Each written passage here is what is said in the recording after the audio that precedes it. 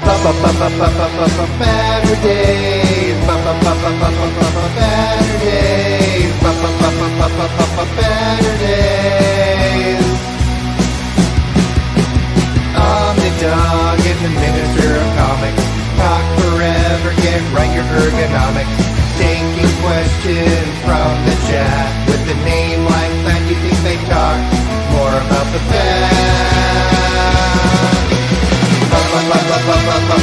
Better days. Better days. Better days. In the Bat Cave.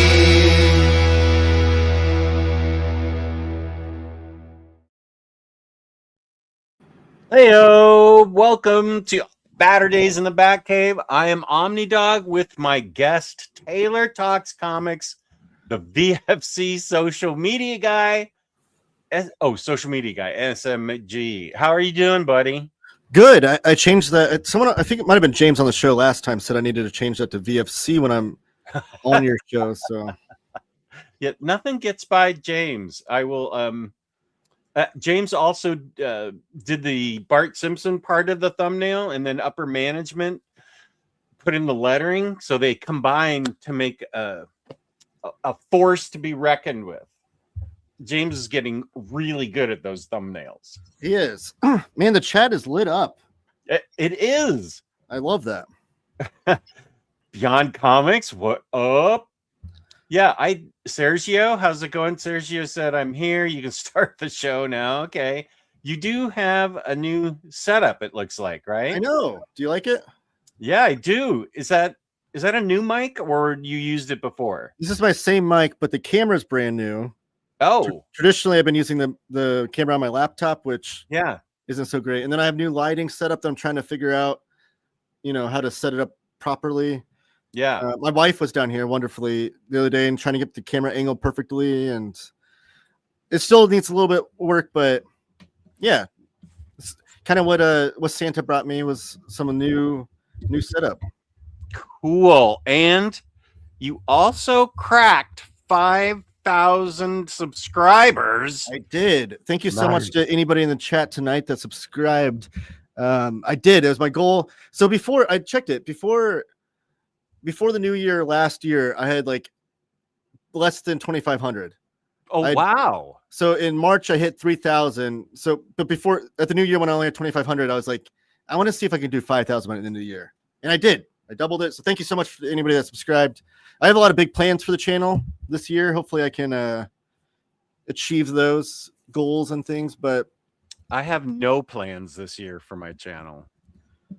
well, that's just how Omnidog's Vault rolls. You just kind of do, you just go with the flow, go with what Jess feels like doing that week, and then we all are the benefactors of that. Thank you. I also I got this for Christmas as well. You can't really tell what it is yet. I'm only halfway through building it. Is it a Lego? Yeah, it's the 66 Batman and Batmobile Lego. I was wondering if that's what it was. It's huge. Oh, it's bigger than. Where's my DeLorean? Oh, you have a Lego DeLorean? Yeah, that's what I got for Christmas last year. I don't know where it is. Oh, it's over there. But this is bigger than the DeLorean. It's like my two favorite cars in pop culture: the DeLorean and the Batmobile from the 60s Batman show. Yeah, that Batmobile was so cool. Just for scale, this is the Batman. Oh, sorry, minifig. Yeah. And look at him in the car. I'll try to hold it closer to the camera. Does he even fit in there?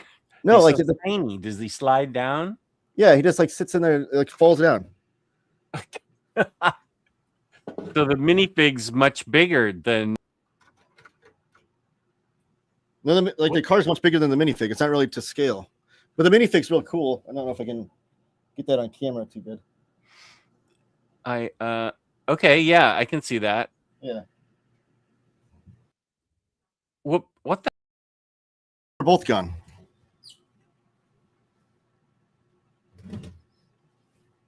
Jess? Okay, he's gone. But the Batmobile's cool. It has cool like little labels all over it, just like the show. Like there's a label for the Bat Ray, for the gas, the Bat Chute. the nail spreader in the back, the mobile crime computer. It's very detailed. I think Jess left us though, so I can go solo. I go solo on my channel once a week, every Wednesday at noon Eastern. I could do this. Just kidding. I do like the chat's lit up though. Taylor Talks Comics. Taylor Mitchell. I hear Jess. Jess, Do I hear you? you. Yeah. I'm calling you on the phone. Are you calling me on the phone? Do you have your phone? Yeah. Okay. Oh, okay. You can hear me. Yeah, I can hear you. I just can't see you. Yeah. I somehow I cannot add myself to this. Oh, there you are. Yeah. Okay. Wait a sec. But now I can't get you on. But this is weird. Okay, wait. I must have it set up wrong. Okay, wait. Oh yeah, you had like the window. Okay, there we go. Okay, figured it out. That was weird. Sorry, I apologize, but it is typical of me, and everybody feels comfortable because I don't know how to use technology. Okay. Oh wow, the chat is the chat is live. James, awesome. You do awesome stuff. StreamYard needs to be Omnidog proof. Saz, how's it going? Oh, Charles Wilson, best live stream of Saturday. That's a big compliment. And your avatar looks like a bunch of books. What's your avatar of, Charles? Uh-oh. Time for Omnidog trivia question. What big anniversary is coming up on January 12th? I'm going to guess, hold on. The 10-year anniversary of Omnidog's channel? Do you start in 2016? I think I started in 2017. Oh, so the 9-year anniversary? Oh, I'm celebrating with I don't know. I have a doctor's appointment that day. I would guess it is. Oh, no, 2006. I think you're right. 9 years. That's just my guess. I don't know. James Abel knows. I know that. Yeah. Wait. Harvey had a good question here for you. It was what are the figures behind you on the side there? I think right here. Yeah, there it is. Taylor, what are the figures behind you, and do you have any of the Charles Burns figures? Wow. No, I wish I had them. These are just my old wrestling figures.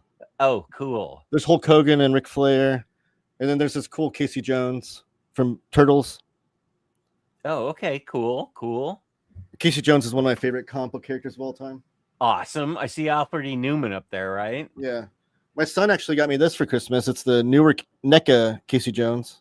Okay, I know how to do this now, so it's okay. Oh, yeah, okay. And then I have the one Funko Pop I have is Jim Henson. Oh, so cool. He's got a little Kermit with him. Yeah. I have Mayor McCheese. Whoa, that has to be rare. Yeah, this was hanging in I worked at McDonald's for 11 years. And wow. One of my friends stole this for me after I stopped working there and presented it to me. That's the best. Stole it. And then I have Stanley and Jack Kirby. Oh, cool. And then Phil Simms is up there with Scrooge McDuck and Alfred E. Newman. Nice. And so are you a fan of Phil Simms? I'm a Giants fan. Oh, you are? Jesus Christ, why is this changing on me? I don't know. Yeah, I'm a New York Giants diehard. Oh, I thought you would have been a Colts fan. No, I hate the Colts. I know I'm from Indiana and I should like the Colts, but growing up, I lived in like 6 different states growing up because my dad was in the military.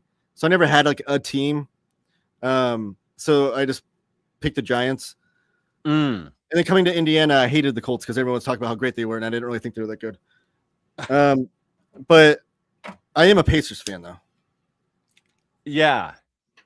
I have a couple Charles Burns figures and want to get some of Woodring's next. Oh, those are cool, too. I've seen those before. Woodring's? Yeah, those are really, really cool. Oh, January 12th is Batman TV series 60th anniversary. That sounds exactly right.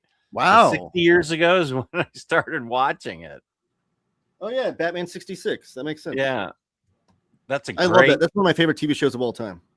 January 12th is Howard Stern's birthday. That's awesome. Hey now. Let's see. I want to I'm going back to the beginning of the show. I'm still working on finishing reading. Okay, this brings up a great and Elon's brings up a great point. I don't know when we're gonna do our goals for 2026.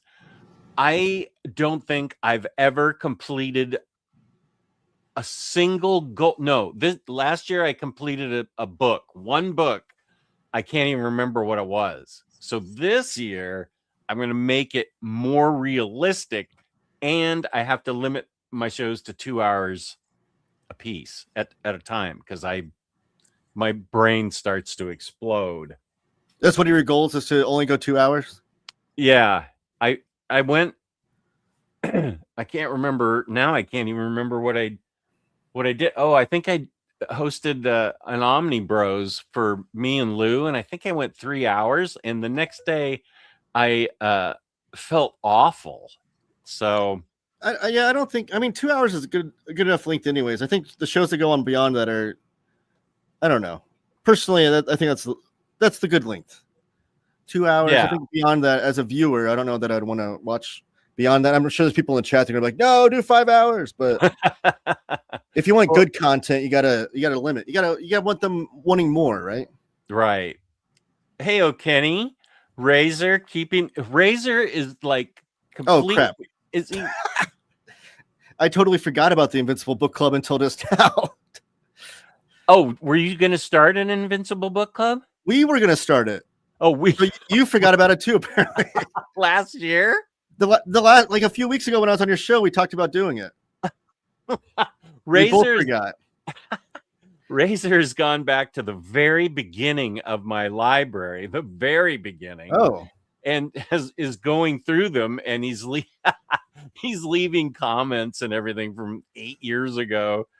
And one of them was, apparently I said on the first Batter Days in the Batcave with Taylor, the Minister of Comics, that this was going to be a Batman show and we were always going to talk about Batman. And then, like in caps, he said, "This is the biggest lie ever." Oh, Chris Brogan. Awesome. Welcome. Sergio Dandadan. That's a manga. Mm-hmm. Hope you're enjoying that. Okay.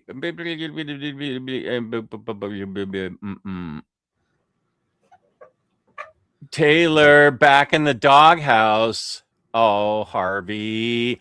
I will never forgive myself for not getting box number 2 of indie comics to Jess's house in time for this show. Okay. Oh, yeah. He sent me a message. Harvey, I haven't replied yet. He said that your box is going to be there on Monday, I think. Oh, yeah. He said he has a box for me as well, which I don't know if we could do like an impromptu unboxing together or something. Oh, sure. That's a good idea. Are you usually free during the day? Yeah. Because that's usually the best time for me to stream, honestly, is like weekdays during the day. Weekdays in the afternoon, I get a surprisingly large audience.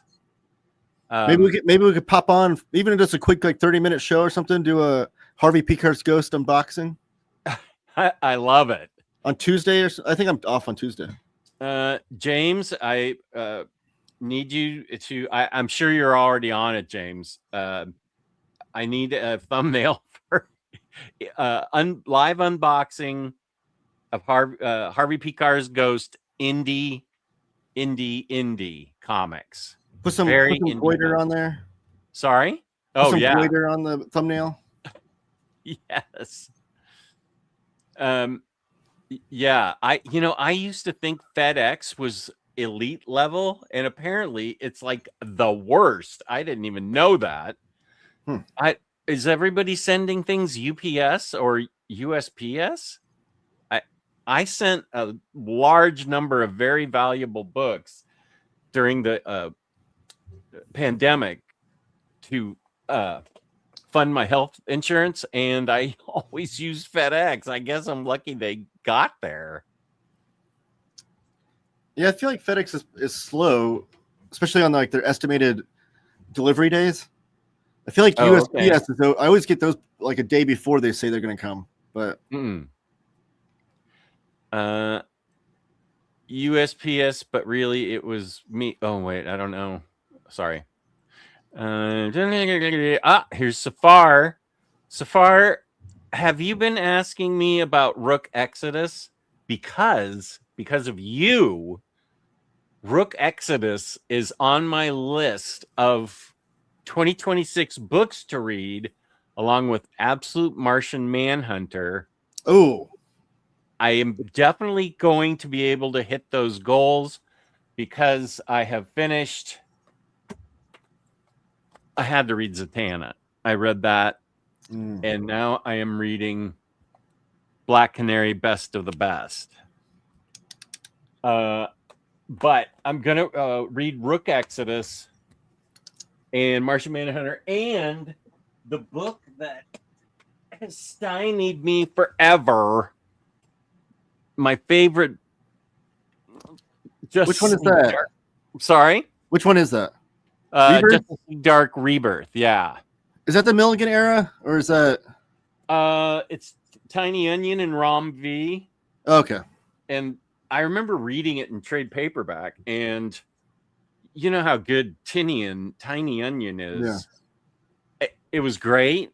I just remember this, and then Rom V's writing was somehow even better. So I love the Justice League Dark, and so I'm starting this week, and I'm going to I'm going to read it and love it. So those are the first 3 things, and then once I read those and accomplish it, I'm going to set a new goal. Oh, because if this leaves me a realistic way to control my reading. So if I get done with Justice League Dark and you're kind of thinking about Invincible or something, we could do the Invincible book club, and I could just read them because I have achieved some goals. I'm in no hurry to read Invincible, but we can talk about that. Sure. No, but Peter Milligan did the Justice League Dark New 52, right? I think so. Oh yeah, Peter. Wait, no, Justice League Dark. Peter. Okay, wait. I know he did. He started the first half of Red Lanterns. Justice League Dark probably is Peter Milligan. He is in there. J.M.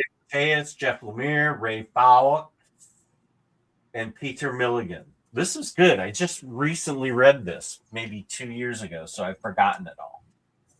So I'm a big Peter Milligan fan. He's one of those writers that every time I read something from him, I'm like, he like moves up further and further up my list of favorite writers. Especially like Shade the Changing Man. I can't wait for volume 2 of that to come out. That I will really want to read more omnibuses. So if I just take it one at a time, I don't want to say I think last year you said an omnibus a month. Yeah. Which I think is a great goal, but I just would never do it. I failed miserably at that, by the way. You failed miserably at it. I met my reading goal, though. My reading goal was 104 books last year, because I always do like one more book than the previous year. And I read 118. So. Oh, nice. Which means this year I have to read 119. So I don't know. Nice. We'll see how that goes. But one of my goals this year of reading is to read one prose book a month. So any particular genre that you really like, or it's just... Well, I've been trying to. I have a whole cube of my prose books that I've accumulated over from thrifting, and they're like shorter ones because I don't want to read like these big huge epics. You do want to read big. You want to? No, I want to read short ones. Oh, you want to read short? Yeah, that makes I've got like a bunch of Kurt Vonnegut. Oh yeah. I have a. Well, I can just show them to you.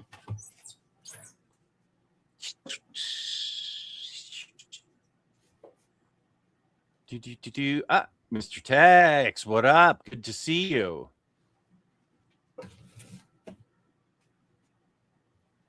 Bear's Lair, you bet. We've started, but you asked that 25 minutes ago. I am working on it. Where is Kane here? I need to speak to her.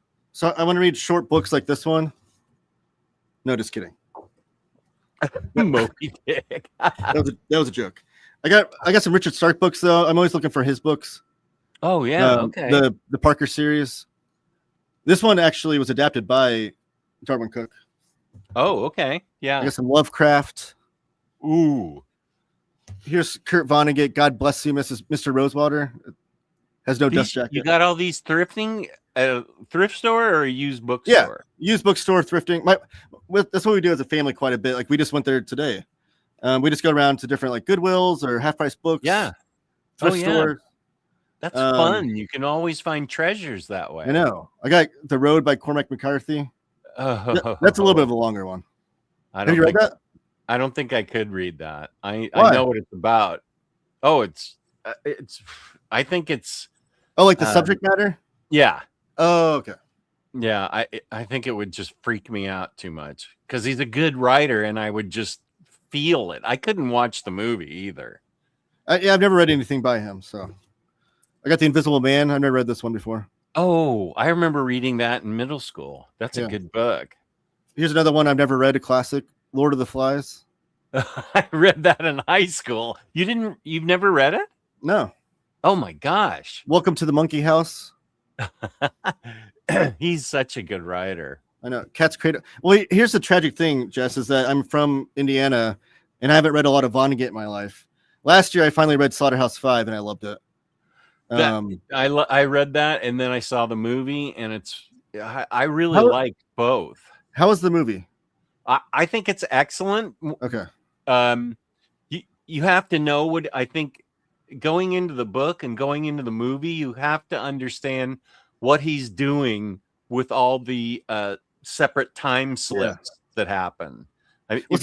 know that.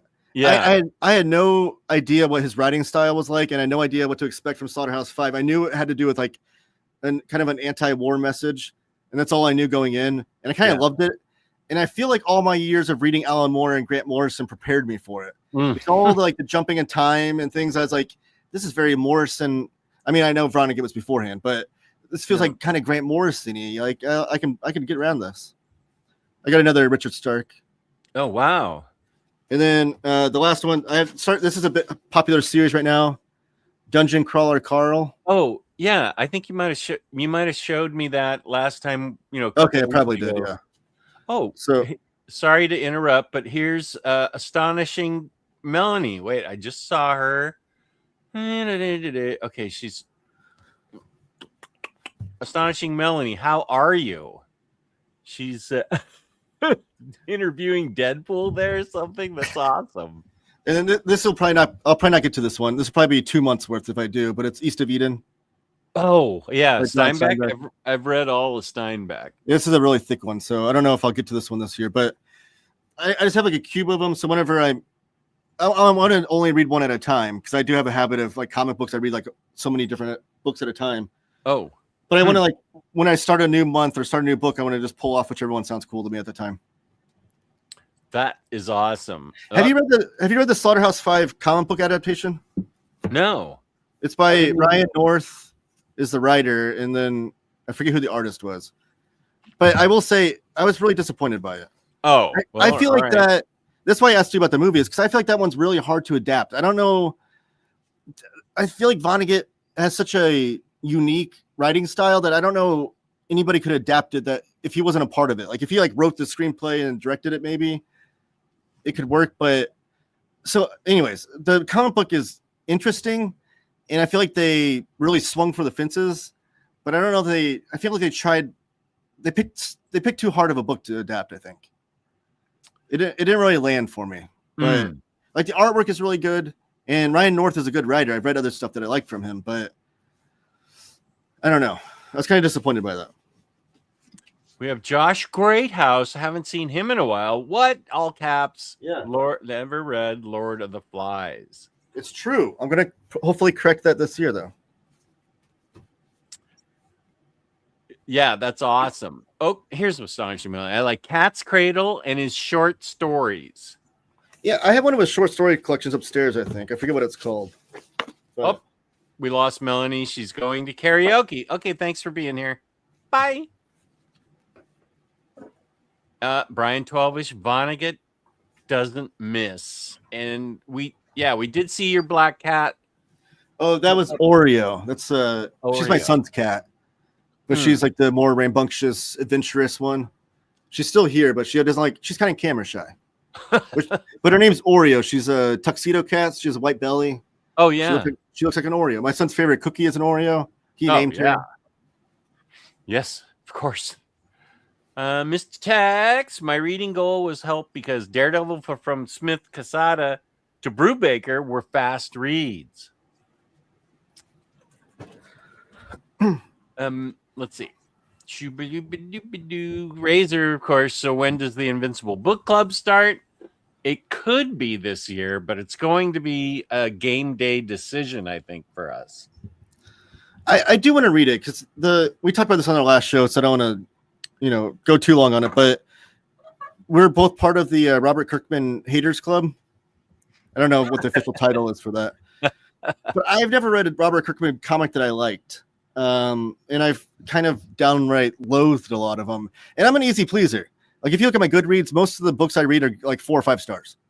So I'm really easy to please with comics. But for whatever reason, I don't think Kirkman is. I think he does such a good job with marketing comics. I love that Invincible and Walking Dead are such good gateway comics for people that have never read comics. Mm-hmm. But as a comic book writer, I feel like he leaves a lot to be desired. Oh, well, of course I'm with you there. I'm trying to. Where did I wonder if I already took them. Okay. Yes, I totally agree with you. I read the first 3 books twice, and I really enjoyed it. So that is a series I want to read because that's the one of 2 that he's written that I've enjoyed. I haven't enjoyed anything else. I did enjoy the first book of Firepower, so I need to finish that. But that's it. I like the artwork in that book. Oh, is that Chris Samney? Yeah, the artwork was great, but I don't know. The story was not so great. But Invincible is my last chance I'm giving Robert Kirkman. I've heard people have told me you'll like Invincible. It's the best one, and I'm willing to give it a chance. But it's his last chance. If he doesn't, if it's not good, if I don't enjoy it, I'm never reading a Kirkman book again. I back you up on that totally. I don't care if he writes a series that people say is better than Watchmen after like in 10 years from now. I'm going to say no. Oh, Kane in Discord says she had to get a new laptop, so she might not make it tonight unless the setup runs smoothly. Okay, good to know.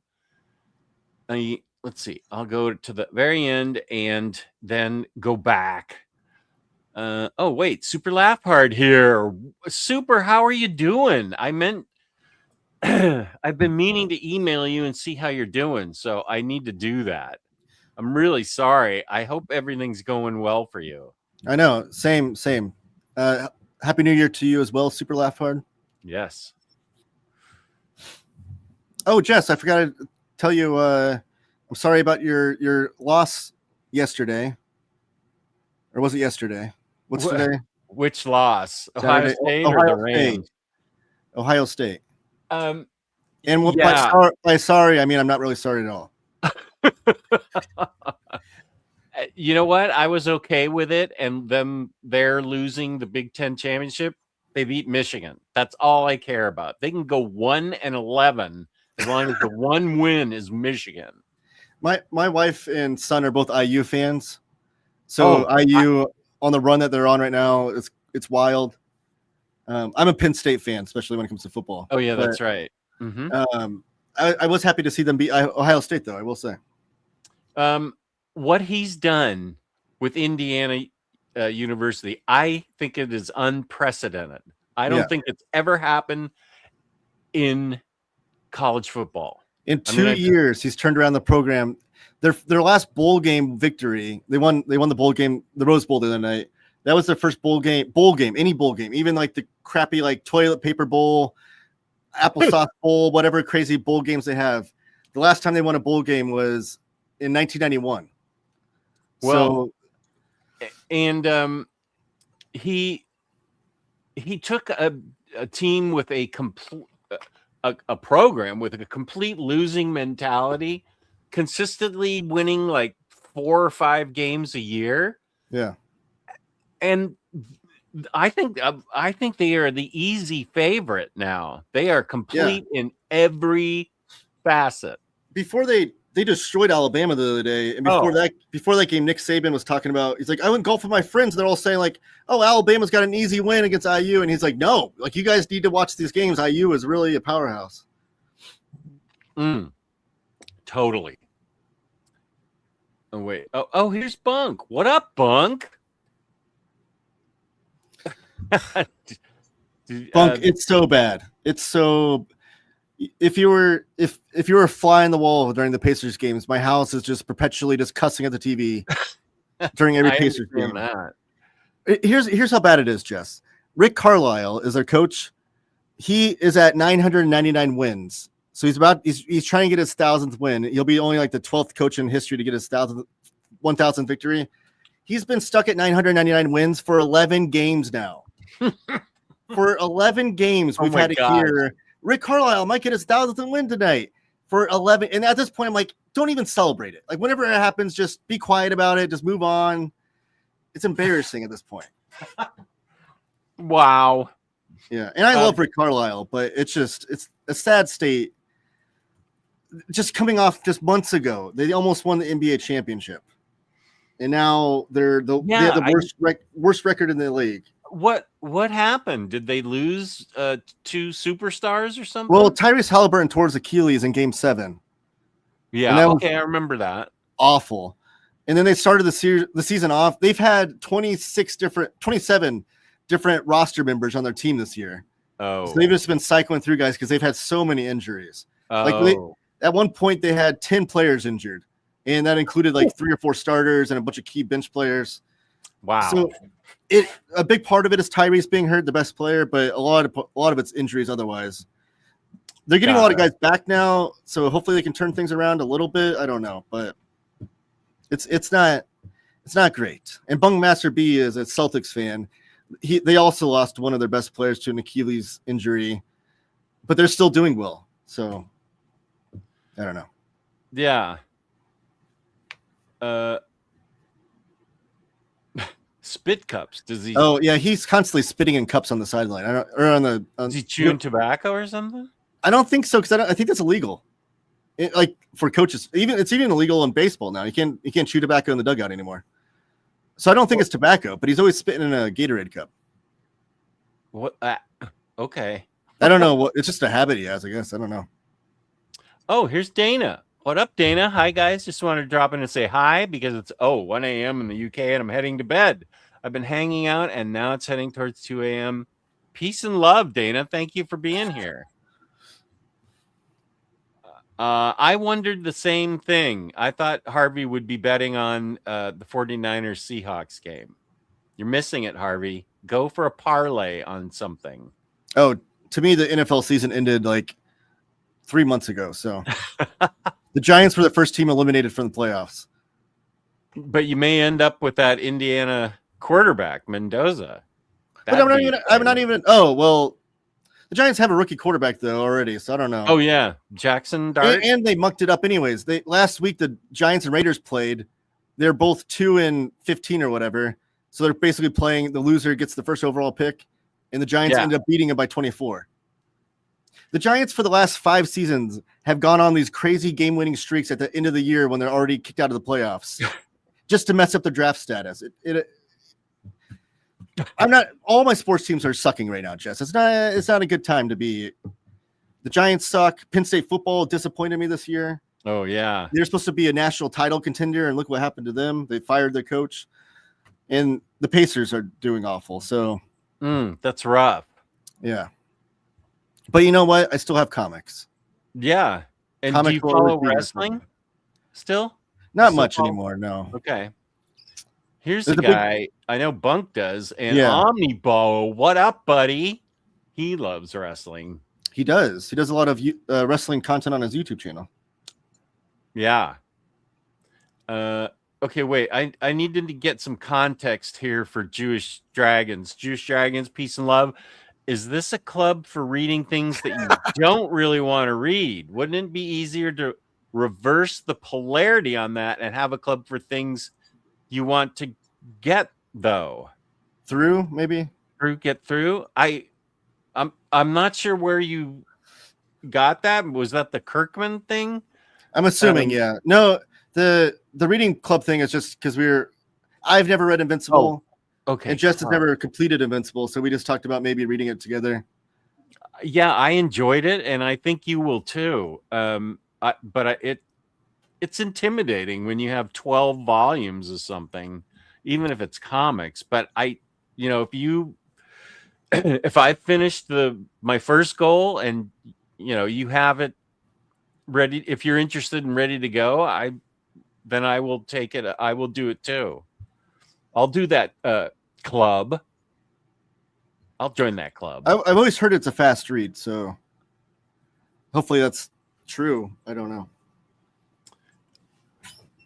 It is a fast read. Yeah. Rami, here is what he did during the Christmas break. I finished Justice League by Snyder, Omnibus Volume 2, Flash Omnibus by Williamson, and reread Death Metal and Heroes in Crisis. Peace and love, whatever you like, but that's impressive, all those Omnis. Flash by Williamson is awesome. This is a great year for Flash fans, by the way, because we almost have everything from Crisis on Infinite Earths all the way through Joshua Williamson's run in oversized format. We're missing like one or two Omnis that would complete it. That's a huge, that's like 1986 to almost present day. Yeah, that's right. Because we'll have, and this year we're getting Wade Volume 3. We're getting the Road to Rebirth, which is the gap between Manapul Omnibus and Williamson's Volume 1. And then we're getting the DC Finest volume that takes place directly after Silver Age Volume 3. It double dips a little bit with Volume 3 of Silver Age, but then we're getting 20 issues in a row that have never been collected before. Because that's the gap that I want to read that has not been collected very well. Is from like Silver Age Omnibus Volume 3 all the way to Crisis. Well, aren't all three out of print? The Silver Age ones? Yeah. But I own them. I know you encouraged me to do overviews of them. Yeah. And I thought that was like 2 years ago, Jess. What's the deal? Okay. That's easy for me to do, but I felt like I shouldn't do it because they're out of print. But that's a good idea to do it, but just say this is not the cover they will have. This won't, when they redo them, this won't be the spine, but this artwork and the story, that'll be the same. Are they out of print though? Sorry? Are they out of print though? I felt like they were just reprinted. Oh, I didn't pick up on that. Maybe I'm thinking of Green Lantern. Maybe. Never mind. It was Green Lantern Silver Age they reprinted. Green Lantern got reprinted. Mr. Tax, I agree. Firepower Volume 1 was it. That's why I gifted it to my boss. Okay, wait. There is some Taylor, you must have said something. How dare you, Taylor? All Jess content is good content? What did I say? I don't know. It was just after 8:30. I love all of Jess's content. Here's Larry. I somehow managed to exceed my goal of 2025 by 10%. Finished at 165. That's some Dang. reading. This I believe, because Yarny is definitely a good viewer. I didn't meet my reading goal because I'm watching Omnidog streams all the time. Peace and love, though, man. Thank you. Appreciate it. Okay, Spooey's here. What up? What? Okay, wait. This is a computer question. Where did it come from? Oh, with the Prose talk, I'm inspired to finish the Wheel of Time this year. That's my goal. I don't know what that is. The Wheel of Time is is that Sanderson? Yeah, it's a Brando Sando. I believe he took over from the original author of Wheel of Time because the original author died, but he his estate and probably the guy himself wanted Brando Sando to finish it, and so he had extensive notes. So I that's cool. Lou, I think, has read all those. Lou's the guy that told me everything. I don't know if I'm ready for Brandon Sanderson. I think all his books are like, kind of long, aren't they? Oof. Yeah. Yeah. Davey X. Don't miss Dan J. Marlowe's The Name of the Game is Death. If you're into the Parker books, I honestly like it more as a standalone. All right. I just took a picture of that, so I'll remember that later. Thank you for the recommendation. Thank you, Davey X. Davey X. Talking about okay, I feel like wait. Omnidog. Paul, what's up? When Bronze Age Batman comes out, you have to do a live stream overview of at least 4 hours. Just a live stream of you just reading every page to us. Isn't there a guy that does that with single issues? He just reads the comics and he's got like 100 million subscribers. What? Who wants that? Who watches that? You got me, man. But I think he's been around for a while, and I'm sure the chat knows who this guy is, but he just reads single issues. I don't even know. Maybe he has a camera over it and he's just sitting there. He reads them. Does he do like different voices and things? That's cool if he does that. Like how entertaining can this be? Read the thing yourself. What is this? I am excited to get that Bronze Age Batman. I will make a big deal out of it. Yeah, I'm stoked for that too. I just did a video. My most recent video is my 50 most anticipated books of the year. Oh yeah, I saw that. And it's just the first 6 months. Because there's a lot of stuff at the end of the year that hasn't been, that schedule has not been completed yet. Yeah. So that didn't make the cut because that's coming out in July, I think. But there's a lot of good books coming out this year. I was going to ask Omnibo, and I'm not sure if Beyond wants to do it, but Sam and Peter, I was going to try and get them to do their most anticipated comics. I'm trying to get content from the Southern Hemisphere. We don't hear from them enough. So Bo, if you're still here, I'd like to do that. And I don't know if we can get Peter. Daylight savings time wrecks him. He doesn't have the time to do things. That's crazy though. It's only an hour. I don't know. And I've done like 4-hour live streams with him before on very fine condition. The math isn't mathing here.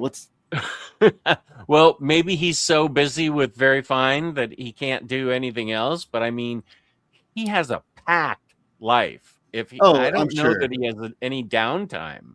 He reads so many comics though. Like because he does that stream every week where he does like every single comic that came out this week I read or whatever it's called.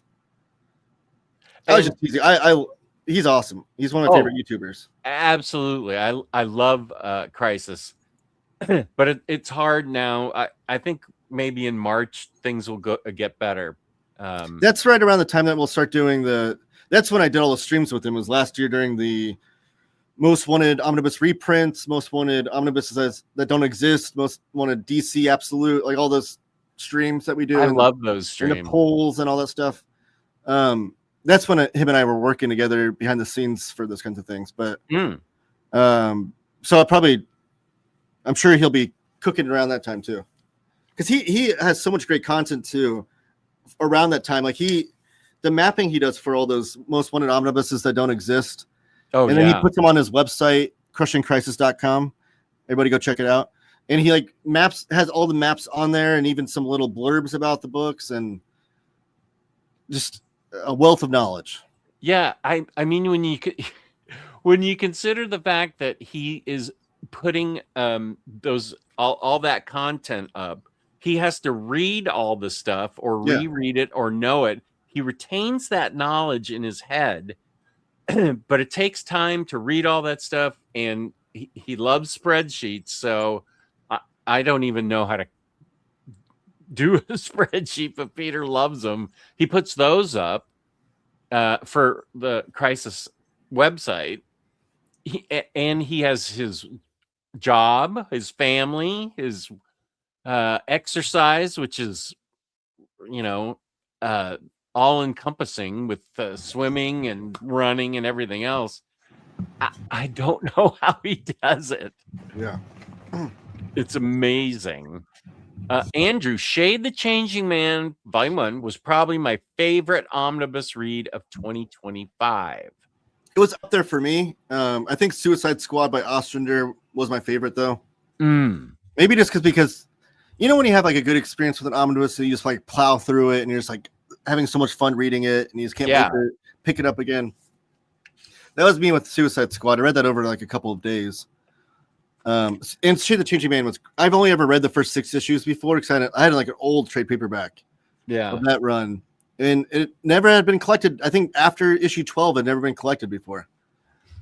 So I love that one. I feel like it's kind of like a psychedelic Sandman. It's the vibe I get from it. I haven't read it since the comic came out. I used to collect it in singles. I'm not the biggest fan of Sandman, so yeah. Okay. And that was before all the game and stuff came out, by the way. Yeah. I totally understand. I was down on Sandman before it was cool. Okay. No, I've tried reading Sandman like 5 times in my life, Jess. And really? For whatever reason, it doesn't vibe with me. I got all the way to issue like 32 this last time. And there are some issues in there that I really, really dug. Like there were like, especially at the Kirby issue and issue like 4 or 5, whenever all the Jack Kirby characters show up.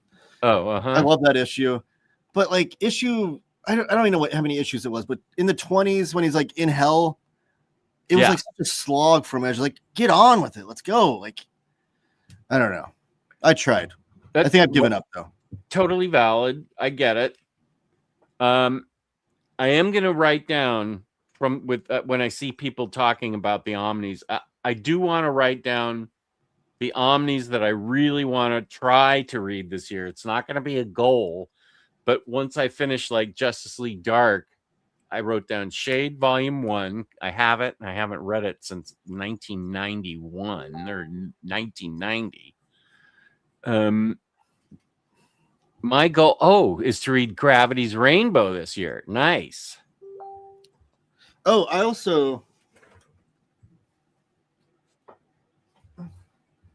I got these recently, and I have the original Shade the Changing Man right here. Oh, yeah. So I think what I'm going to do is try to read this before the next omnibus comes out, because I never read the Ditko stuff before.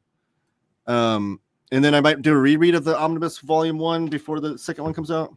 I don't know. Okay, Shade and Taylor, can you change your goals to read more books than Chris Brogan? Chris reads a lot. Amazing amount. I would be curious. Does he do Goodreads? Chris, do you do Goodreads? Didn't you tell us you read like 300 or 400 books last year? Oh, well then I'm out. I'm like Kramer on the that Seinfeld episode. Like, I'm out. An hour after it. started. Yeah. Whoa.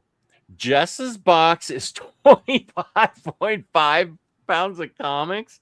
I can't wait to do this unboxing. What is in that? Great. I don't know. I really peace and love for me, because I'm a jerk. Harvey has sent me all these indie comics, and it's been 2 years. Now it's going to be 3 years since I said I would read them and do a review on them. That's not fair to Harvey.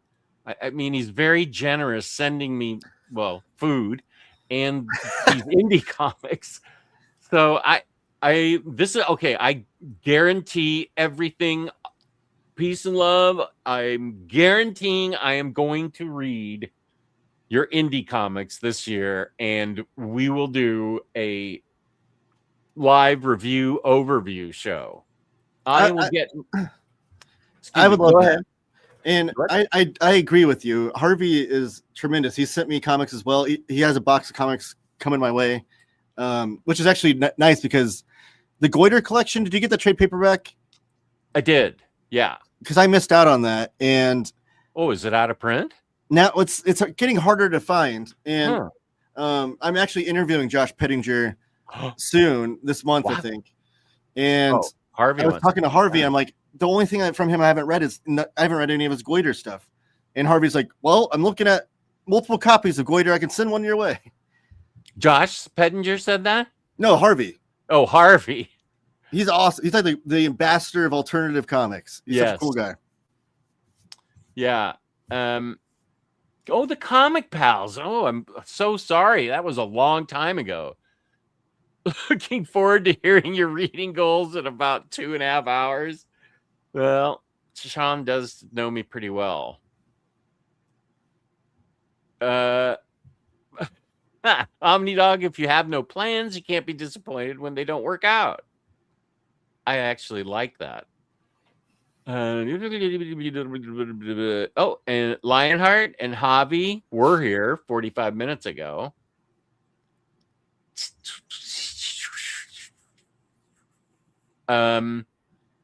Okay, so let me write this down because that's a guarantee. Along with Justice League Dark and those other books, I'm reading Harvey's indies. Did you do an unboxing of that first box that he gave you?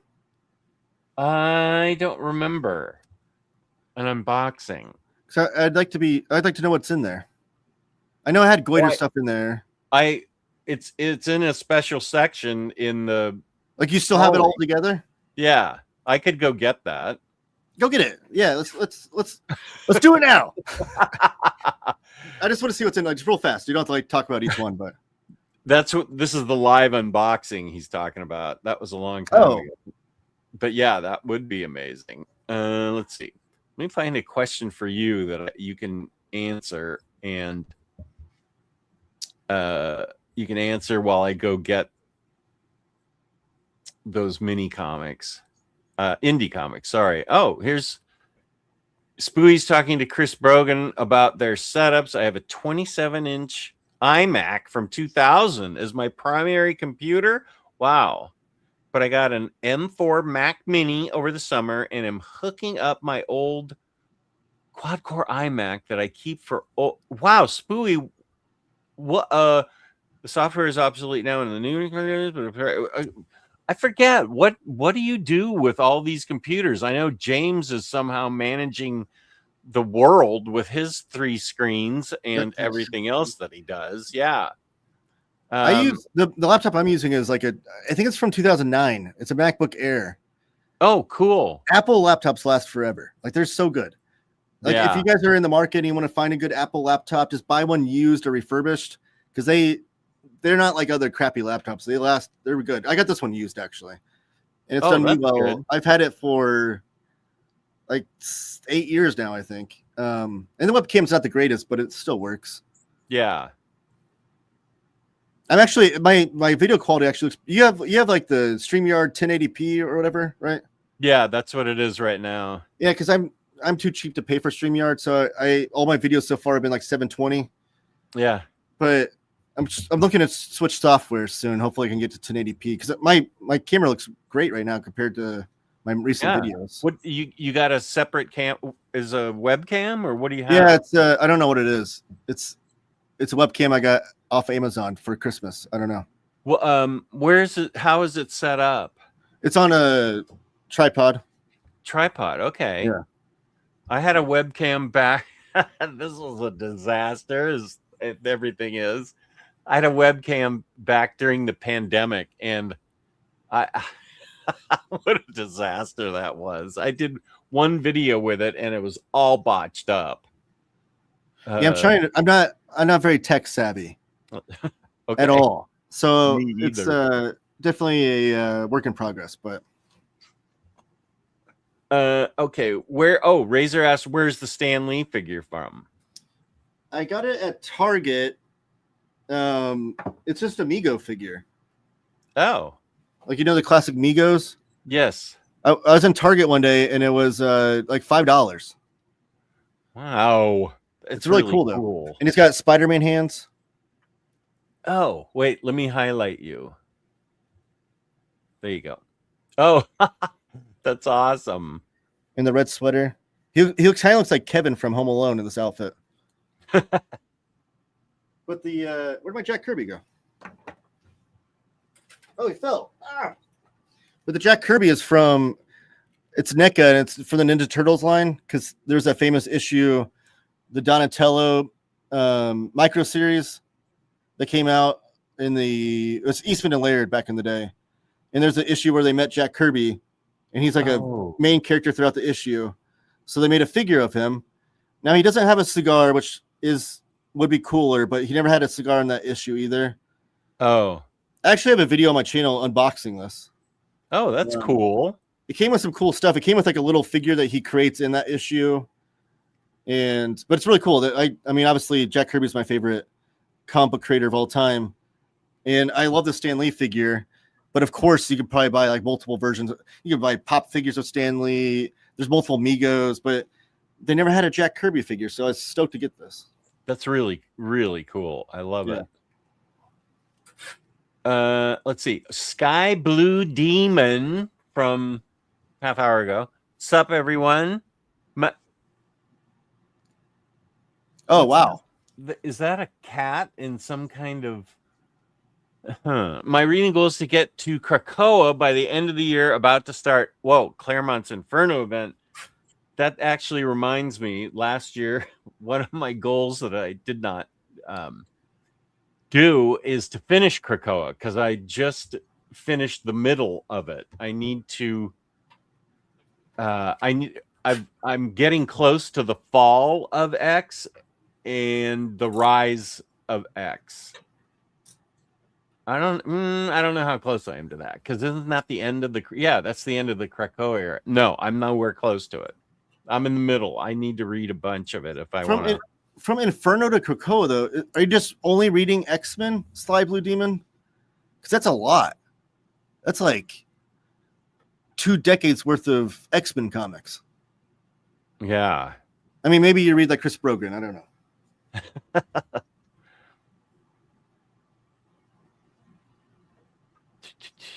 know. Here's Mary M. Gosh, I got to get better at these. That's what I'm going to. Yeah. And she's a Mets fan. Oh. She and I are miserable as Mets fans. Yeah. Then you've had like a lifetime of perpetual like misery as a sports fan. Oh, yeah. And the Jets, I feel like it's even worse. Being a Jets fan has to be awful. It's like every few years they get like a new quarterback and it's like, oh, this is the year. Like, we're actually going to finally be good. And then it doesn't work out. Like Aaron Rodgers tore his Achilles the first night he was on the team, or Mark Sanchez doesn't end up being very good at all. Justin Fields this year. Like, it has to be awful being a Jets fan. So maybe I don't have it so bad.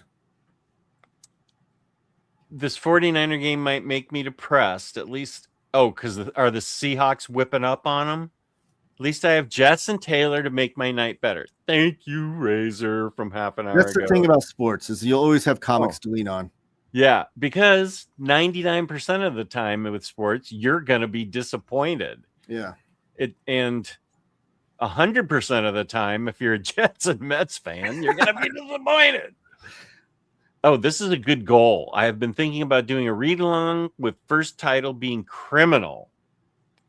That is a good goal, to be reading all of Criminal.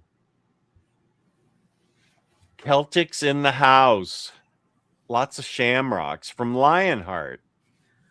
Lionheart, I have not forgotten, and I hope you haven't forgotten, that we need to set up the fighting game at Heroes Con.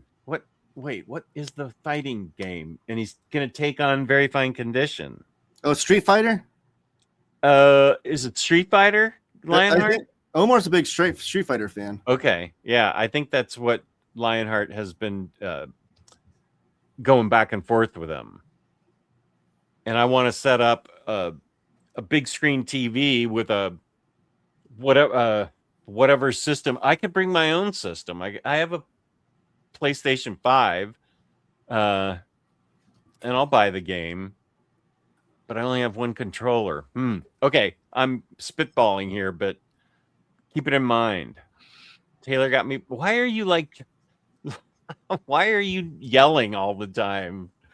Taylor got me buying the Warren collection. Only 12 books sounds easy. Is that the It's more than that. The creepy and stuff? eerie archives. Yeah. Oh, they're so good. I love those. I loved those things when I got when I was a kid. Those things were great. Oh, they're just wonderful collections. There's so many great artists in there. Oh yeah. Super Lab Art. I'm reading selected Marvel titles in chronological order. I'm in the early 70s and having a blast. Awesome. That is awesome. That is. Oh, Tobias. I actually love your avatar. I have real question. Should I get the complete Harrow County for $40? That must be the compendium. Yeah, the new compendium paperback.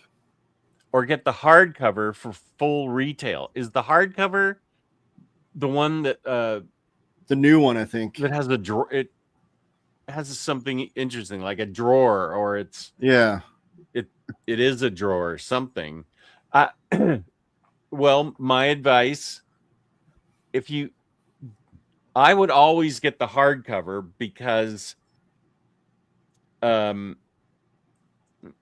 just feel like they last longer, and that's a series that is highly rereadable. But it's kind of up to you if you want to spend $40 on a compendium. I don't know. I've never bought a compendium, so I don't know how well they last. I know the DC ones are really well built. Like I had the Lobo one, and that thing was like it's almost 1,300 pages, which is insane for a paperback. But I read the whole thing, and I'm not too precious with my books. Like I want them to be in good condition, but I'm not like, using white gloves and like being very careful about I opened the thing and sit it on my lap, and it didn't crease or anything. Huh. Okay. So I think they're getting to the point where these big, thick trade paperbacks, they're finally figuring out how to make them. And that's not to say that they'll never crease. I've heard that like the JSA compendium creased on people, but I think they're getting to the point where they're pretty good quality. Okay. But I do agree with Jess. The hardcover's no doubt going to last longer. The good thing is you want to get Harrow County. That's one of my favorite horror books. It's awesome. Jess, we want your insight on some of these since we don't know much. Thank you for not yelling at me.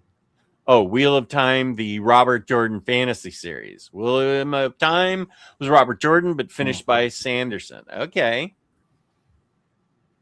Jess isn't a hater. That is right. Sorry, Razor. This is back with the guy, Comic Storian, who reads the comics. Maybe he doesn't show the comics when he's reading them, so that's not a copyright strike. I've never. I mean, the idea is with fair use is that you can only show off small portions for review purposes. They say. So reading the whole thing, I feel like isn't that. I feel like that, but also YouTube is kind of flimsy with their copyright strikes. They might give you a copyright strike for the dumbest things, or the publisher might even the dumbest story I've ever heard is when Omar had a publisher send him books he did a review of them, and then the company from Japan sent a copyright strike to YouTube or whatever. It's like he got review copies from this company, and he still got stricken down by the main publisher, the first publisher in Japan. It's like, and he talked to the English publisher that sent him to him. He's like, can you like get permission from them because I got a strike on my channel and this isn't good? And they're like, no, that's nothing we can do. Yeah, you do not want a copyright strike. Those are serious, and I think you only get 3 and then you're out. Okay, you know what I need to do? I'm gonna go to Larry's. I still say Kirkman's Marvel Team Up Volume 3 is a really underrated gem. It was so fun.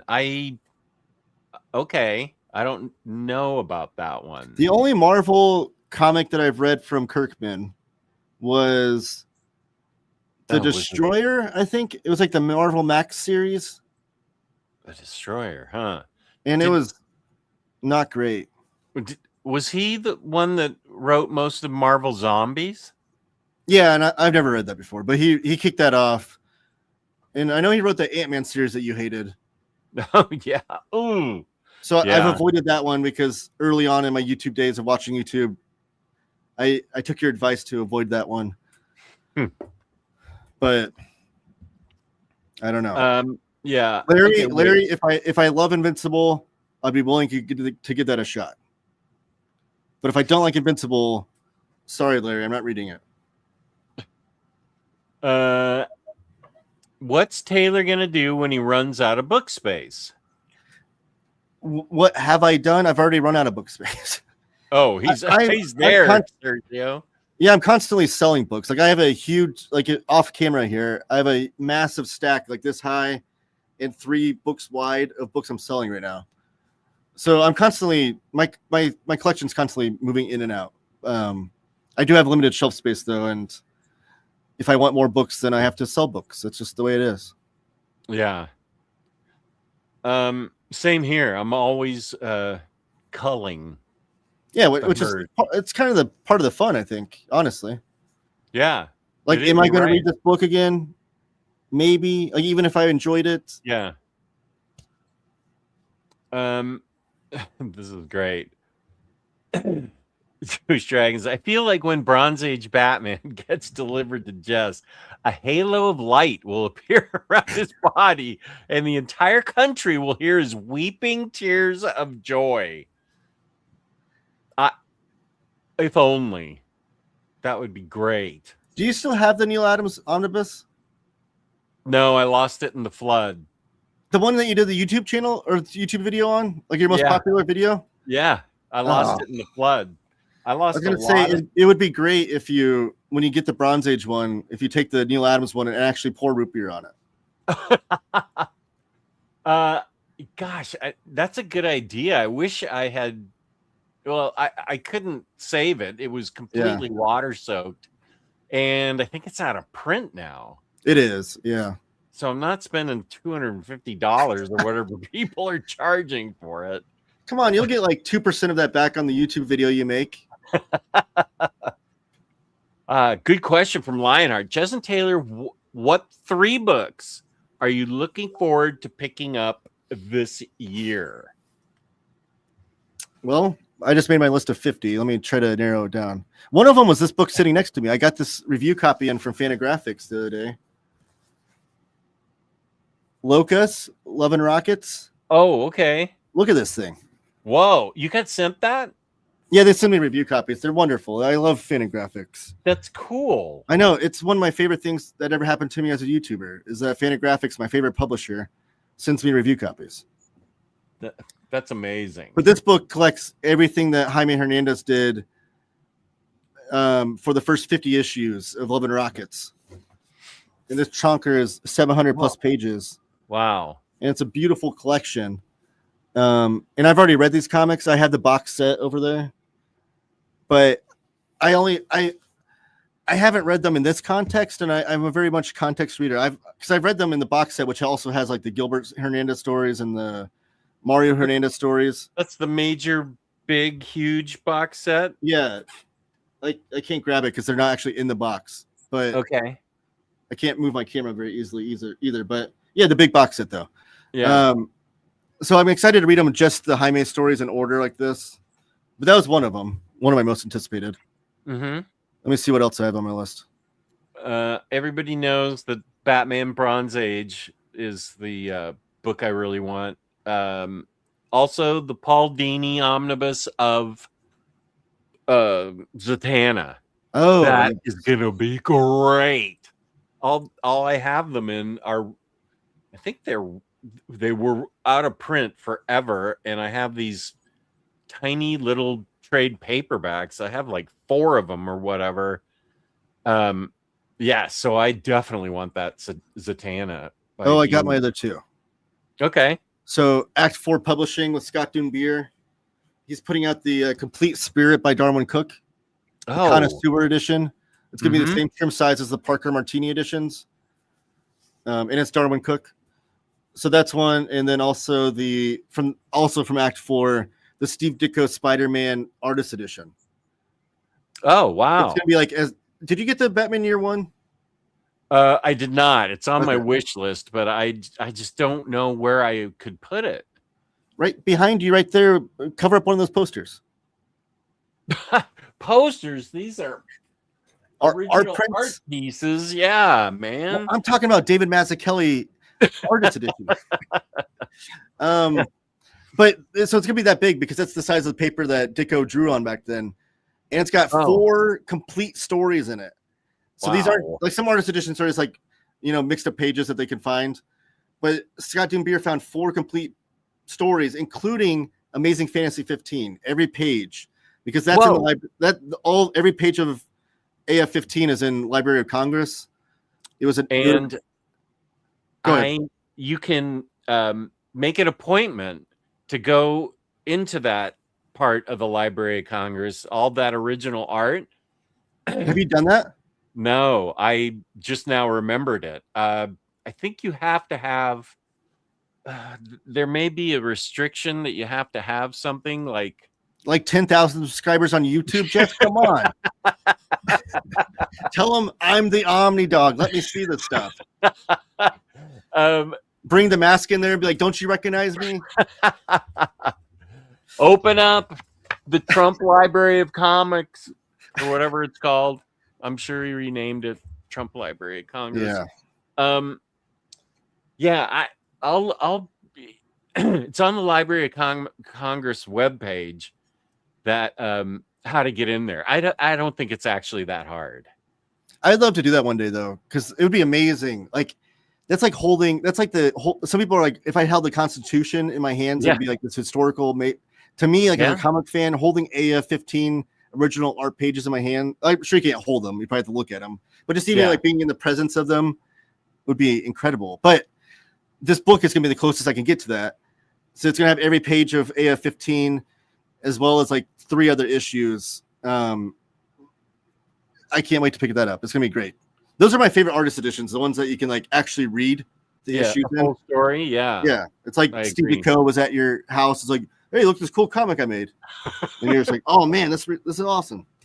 I do have the artist edition of Neil Adams that came out last year. Oh, I didn't pick up that one. I wanted to. Those things take up so much space, though. I don't have a lot of room for those. It's standing up next to a shelf. It's a floor book. I don't know where to put it, and I would love to do an overview on it.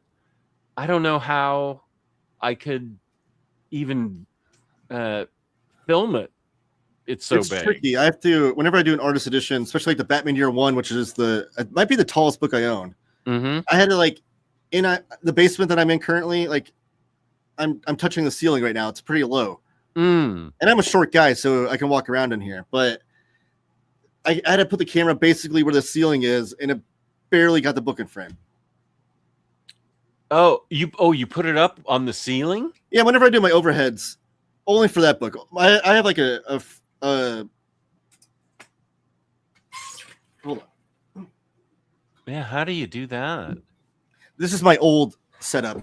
I got a new one for Christmas, but it's like this old mic stand. Yeah. And Okay, yeah, that's what I have here. I have it gripped on, not the table, because if you bump the table, it'll mess up the camera shot. But I have it gripped on something else, and then I have my phone strapped to this thing, Mm-hmm. and then I just do my overhead. It's just like overhead. Oh, okay. And I can look down on my phone and see what the shot looks like. Oh, okay. Yeah. I need my third book. I feel like I have like a robotic arm now.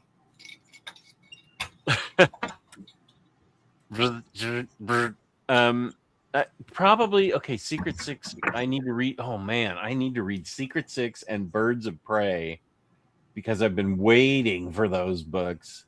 These are just suggestions. Calm down. Birds of Prey. Maybe Birds of Prey 2. Has that been announced for this year? January. What the hell? How did this happen? January, like this month? Yeah, how did we get here so fast? I don't know. 2026? Is that really even a number? It's crazy. You know what this year is? James Abel and I were talking about this. It's the 40th anniversary of 1986.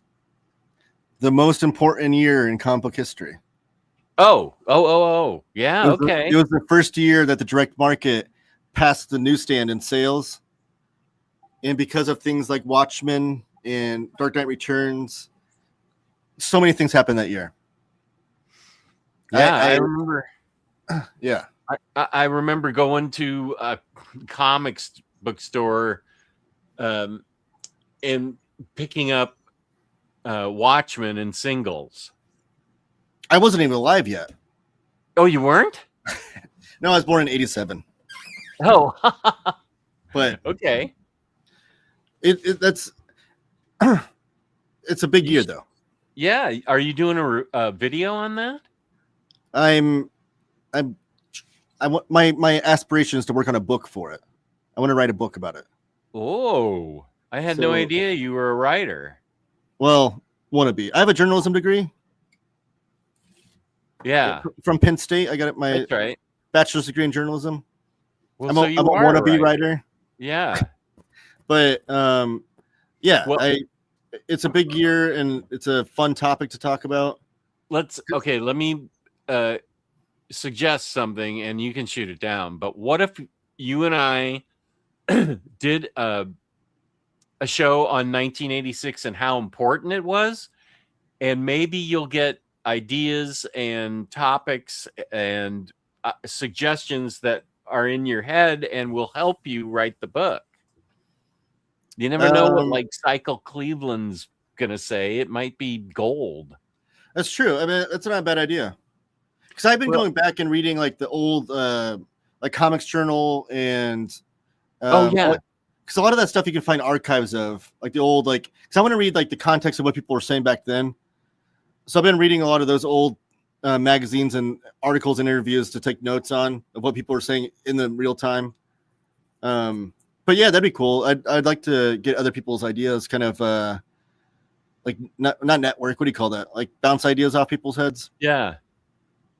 Spitballing. Yeah. But I already have a book title as well. Oh, okay. So it's going to be 1986. But the subtitle is going to be Whatever Happened to the Comics of Tomorrow. Ooh. Because it's whatever happened to the Man of Tomorrow, which was done in 1986. Yeah, another important comic. Yes. And back then is when they're like all those newspaper articles are coming out like Biff Bam Pow, comics aren't for kids anymore. So it's like the Comics of Tomorrow, like whatever happened to the Comics of Tomorrow. Dude, we have to do that show. I think everybody's that'll have like 100 viewers and you're gonna get an awesome book out of it. All right. You'll sell 5,000 copies to your channel and 10,000 copies to my channel. Man, that'd be a dream. Yeah, it would. One goal I have too, which isn't a reading goal, but I want to put together a zine of like mixtures. It's gonna be like I've talked about this on my channel. Josh Greathouse is always hounding me about when I'm working on it because I'm a procrastinator, unfortunately. But one of my goals this year is to actually get it out. But it's gonna be like half like comics, half articles, half essays, kind of thing. Like I want it to be I don't know. I haven't decided on a page count, but like 32, 40 pages or whatever. And you get it and just have like a fun time reading different articles of history and also cool comics from people. Like Josh has already offered to put in some comics in it. But one thing I want to do is kind of serialize the book throughout it, so that I can like get the book kind of rolling in little sections, and then put it all together, and then maybe have an idea to present to a publisher with like the full book almost done. Yeah. Because I don't have, I'm just, who am I? Taylor Talks Comics. I don't have any sort of like, I'm not Stephen King. I can't just go to a publisher and say, let me write a book and pay me for it. So that if I went to them right now with that book idea, they'd be like, who are you? I'm Taylor Talks Comics. I got 5,000 subscribers on YouTube. Like, Josh is talking shit. There's a better chance of me starting a third comic before that zine comes out. GTA 7 will come out before that zine. The video game from hell. no, Josh. It's going to happen. Josh offered to contribute a comic. I thought you said you wanted ones from the cool people. Ooh, thank you, Harvey. Harvey's coming back. Burn. Ooh, sick burn. I am excited to do that show with you. I think it would be great. Tyler Smith, welcome. Does it count starting a third comic if the other two aren't finished? Ooh, man, I like this. Josh came at me and everyone's roasting him back. Nice, you, everybody. I'm excited for this idea. I think a lot of people would be into it. And I love comic book history. Yeah, and I love preserving it. So anytime like Fantagraphics is doing those Atlas library collections, and every time I get a new copy, I'm like, this is such a preservation of history, because if they weren't doing this, like those Atlas comics would like eventually just die off. Like whenever the generations of people that even remember those comics are gone, like they're just gonna, like, nobody's gonna remember them. Nobody's gonna be here to pull them back out of the ether and reprint them. But now that we have these reprints, it's like now our generation's enjoying them, so then we can pass it on to the next generation and you know, perpetually keep it in history. So that all was very important to me in comic book history. And also, I love books about comics. It's one of my favorite things to read or listen to audiobooks or whatever of books about comics with comic book history. So I want to write the book that I wish existed. Yeah. Oh my gosh, I'm so excited about that. Dark Knight Returns, Mouse. Whoa. Mutant Massacre and Man of Steel. Yes, those are all big events. We're already getting ideas. Just John Byrne just going to DC was a huge story. Like that was John freaking Byrne from Marvel. Like how is Marvel going to survive without John Byrne? That was like when like all the Image guys left Marvel and went to make Image. Like John Byrne, it was a small fraction. It wasn't as big of a deal as all those guys leaving for Image, but like John Byrne was kind of like that early inkling of something happening, because he was like, it was John Byrne, and he was rebooting Superman kind of in a way after Post Crisis on Infinite Earths. Matt, how are you doing? Taylor, do you have the Atlas War comic collection? Not only do I have it, I have a video on it, Matt. And I don't have the Atlas with me. It's upstairs, but I compare it to this old book, which is Atlas at War. This was put out by Dead Reckoning. It was restored by the same guy that restores all the Atlas books for Fantagraphics, and it has an essay in it by Dr. Michael Vassallo, who is the utmost historian on Atlas comics. Cool. This is a great book, but this actually doesn't double dip much at all with the Fantagraphics one. So if you're interested in that era of war comics, I would track this down. You can find it for pretty cheap still, I think. And then I highly recommend the Atlas book, though. I love old war comics. Yeah. And it's not as good as the Harvey Kurtzman war comics from EC. Like those are like what I think are the peak of war comics. Because Harvey was like, he was the first comic book writer that really brought in the true horrors of war. It's like, there are no winners, there are no victory. Like it's awful for both sides, and it true like showed what the soldiers actually go through. Because prior to that, all the war comics were like gung ho, go America, everyone sucks besides America. But it didn't really show what the soldiers were going through. So Kurtzman started that. Now the Atlas Comics collection has kind of a mixture of both styles of those war comics I'm talking about. Like it has some stories will tell you, like, show you the horrors of war, like not true war stories, but what war was really like. And then some of them are very patriotic, which it's still an important part of comic book history to read those like gung-ho patriotic America stories. And the artwork in it's awesome. You get like Bill Everett's in there, Joe Maneely. I think Gene Colan has some issues in there that he drew. I highly recommend it though. It's great. I don't think he actually said that, but yeah, maybe he implied. I'm implying that that's how some of those stories were written, but perhaps you inferred that. I don't believe that at all. I very much the opposite. Deport me. That'd be doing me a favor. Okay, so you have a video on that Matt can go to your library and check out. So there you go, Matt. Taylor Talks Comics.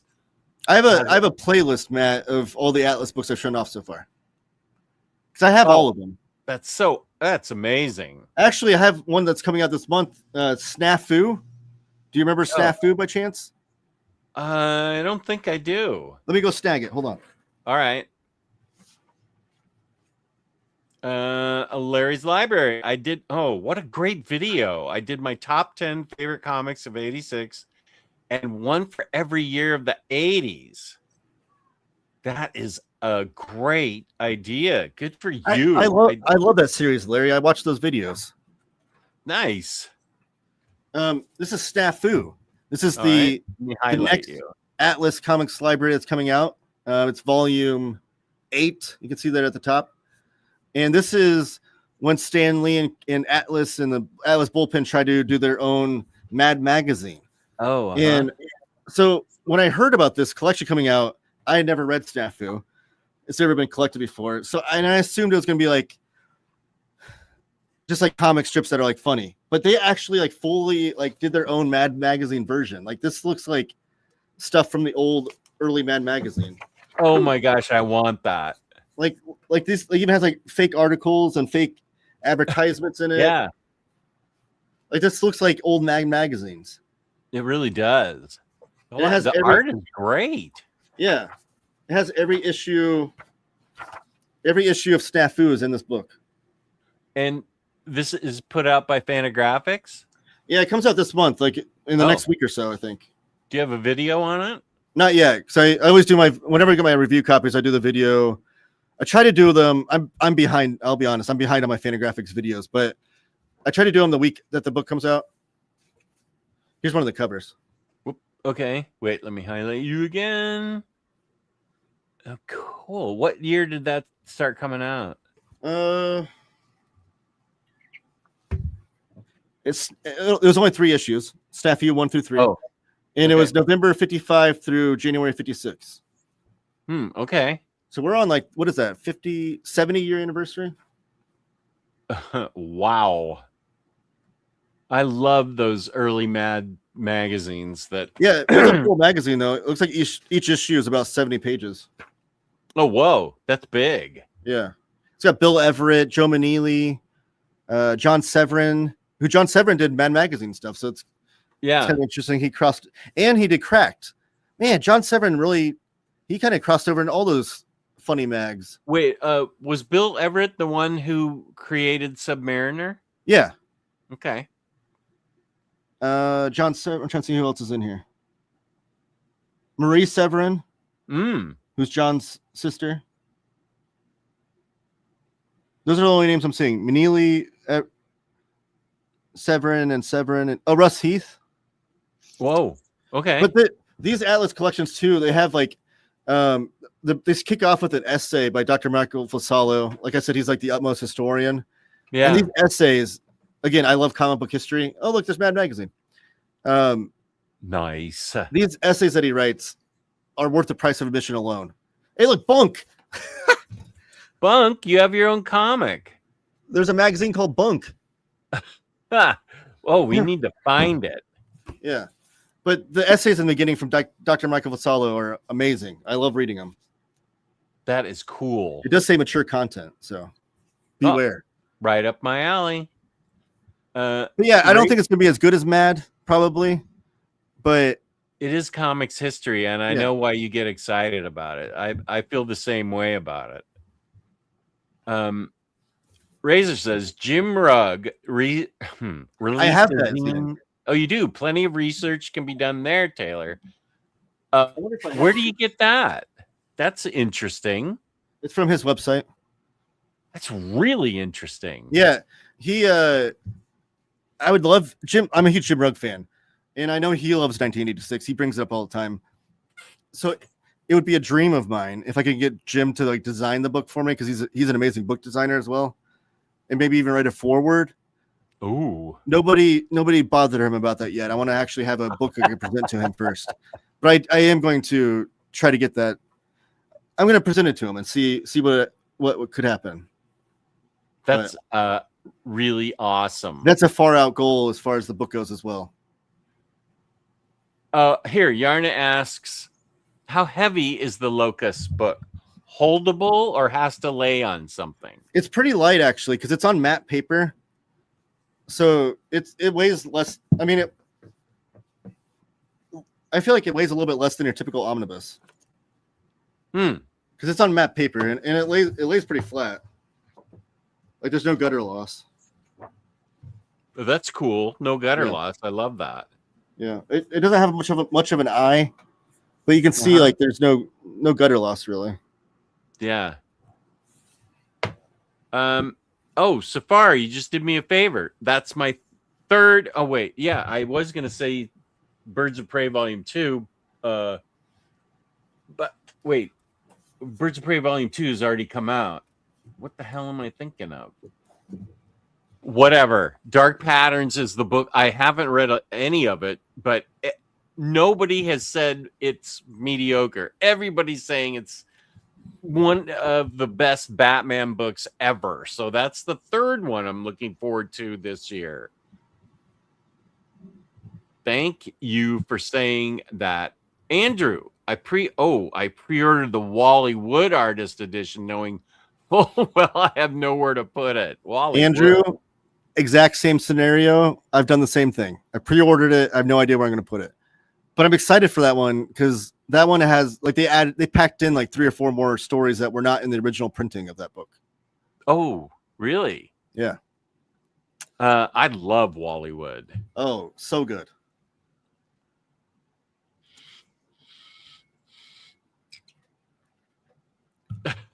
Comics are dope. What up, dude?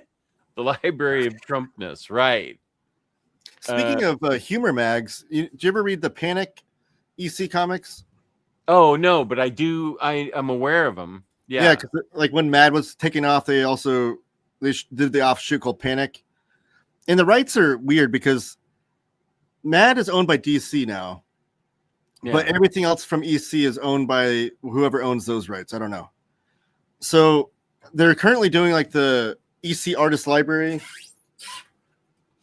with Fantagraphics, like these collections that like collect from like one different artist or whatever. I have a million videos on my channel showing these off.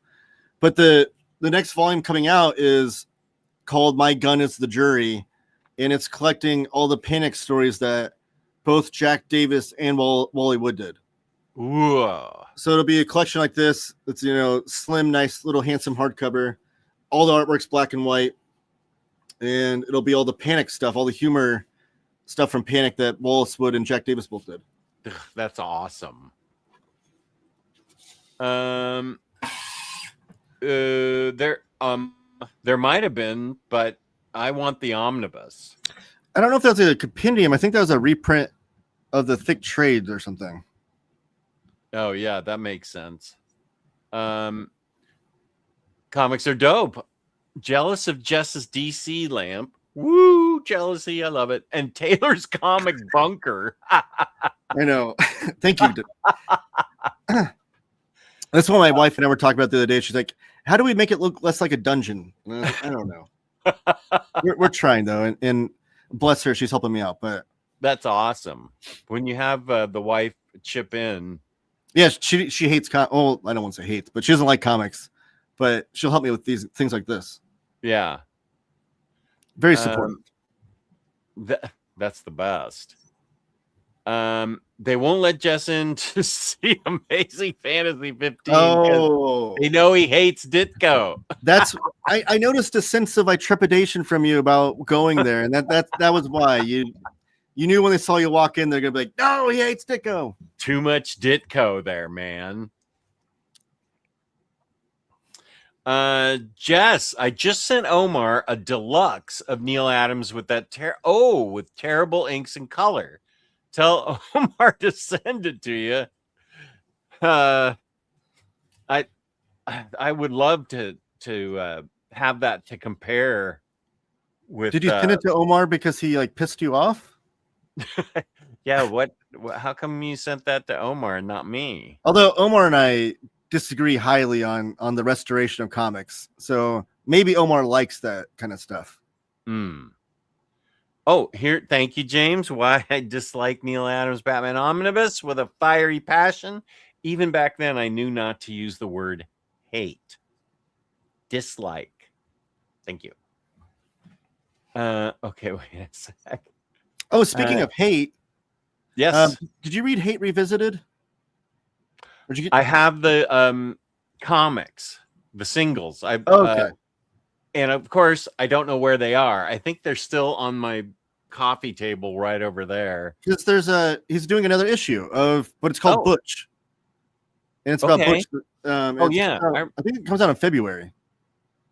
Okay, I definitely want. Is that another single or a book? Single. Okay. Yeah. Fantagraphics is also doing, because it's their 50th anniversary, so they're doing 12 different facsimile editions of famous issues they published. So like the first one is Love and Rockets #1, and they're doing 8 Ball #1, and Hate #1. I think those are the only 3 they've announced so far. The 90s were really good for those kind of comics. They were. And other comics, Vertigo comics and stuff. Oh, and Razor brought up I have this written down somewhere, but my perspective on the 90s comics boom and bust. Razor, I don't know that I can make that long of a video. I can I don't even know if I can talk for half an hour, maybe 15 minutes. That's a fine length. Yeah, I will definitely give it a shot. I just remembered that. Okay, that's fair. There was CBR did release their top 100 comic book stories of all time list. CBR did? Yeah, it came out yesterday or today, and it was voted on by like 1,100 people, I guess. And I was cracking up though because Nightfall like finished in the top 40, I think. Life is also unfair. had a Absolute Batman 1 through 6 was one of it finished in like in the 90s, so it wasn't too low, and like some people gave it a first place vote, and I was just like, wait, maybe they're newer comic book readers. Absolute Batman. Wait, you mean the recent one? Yeah, the one that just came out. Like it made the top 100 greatest comic book stories of all time list. Well, wow. And there's another recent one that was on there too. I forget what it was. Oh, Transformers by Dana Warren Johnson. Yeah, I couldn't follow it. But Oh, really? Yeah. Oh, I don't know anything about Transformers. So I didn't know who were the good bots and who were the bad bots. Well, if you read Void Rivals by Robert Kirkman, it doesn't matter who's good and bad because they'll eventually switch sides anyways. And then they'll switch back. Oh, Lionheart, thank you. Street Fighter 6, Heroes Con 2026. I will be in the house. Do you have a physical copy of that game, Lionheart? Could you bring it? Tell me what. We need to live stream this. Oh, that's a good idea. Oh yeah, I that was part of the thing. It was that I would live stream it. Yeah, do you have a copy of that? this is what happens when you are an hour late. The 12 books was Invincible. Warren is like 40. Okay. Spooey, that's what my goal was to read 24 Omnis in a year. It did not pan out. I feel your pain on that one. Jess and I made the goal of 12 a year, and neither of us hit it. So was last year Secret Six, or was that 2024? I think that's 2024 because I remember Jake had it really high on his list. Good. Jess doesn't know shit about Ditko. Correct. Wait a sec. Just in time. What up, buddy? I want that Jack Kirby figure. It's awesome. I think you could still find it for. I don't think it's it's on Target's website. I kind of want that too. It's really cool. Yeah. I want more action figures and more comic book creators. Yeah, I agree with that. There's rumors that McFarlane Toys is going to do the Image Founding Fathers. Oh. And sign me up. I would love to have a Rob Liefeld figure. It would be amazing. But I want it like his old hairstyle with like the bowl cut kind of thing. Oh, yeah. And I want it to look like he drew it. Like I want him to have like this elongated torso with long legs and like huge muscles. And I hope that's what he does is like makes him look like the artist drew him. Like they all drew themselves at some point, I'm sure. I'd buy a Jim Lee figure. Yeah, Jim Lee, Todd McFarlane. I'll definitely get those three, probably. Does Taylor ever have his Kirby and Lee figures fight? That's a legit question. How badly does Kirby cream him? All the time. It is funny, though, because the scale is so different. Like, Jack Kirby looks so short compared to him. Yeah. But Jack Kirby was a short guy anyways. So I feel Jack Kirby was? Yeah, he was only like 5'4". Jack Kirby? Really? Yeah, he was a small guy. Which I'm 5'4", so, you know, we're both awesome. No big deal. Yep. I don't think Stanley was quite this much taller than him, but it is pretty accurate, I feel like. Sergio, he's posted this a couple times, so I apologize for not getting to it. The Road was adapted into a graphic novel, which is beautifully drawn, a great read. Yeah, that was, I forget who adapted it. I know it was published by Abrams Comic Arts, and I think it won an Eisner last year. That was kind of my inspiration to buy it because I got that at it was like a used library sale for like 50 cents. But I want to read the prose first, and then I want to read the comic. Same thing I did with Slaughterhouse 5, which I was so glad that I read the prose book first. But so I'll eventually get to that, Sergio. My daughter just, when you said this, Razor, my daughter just texted me about that a few minutes ago. Justin, on a recent stream, you said you weren't familiar with a lot of modern punk bands. I wanted to suggest Cheap Perfume, songs It's Okay to Punch Nazis and Woke Mind Virus were highlights of my 2025. All right, I will take a little capture of this. So did I want to computer. That sounds awesome. Thank you for the recommendation. Thank you, Justin. Okay. What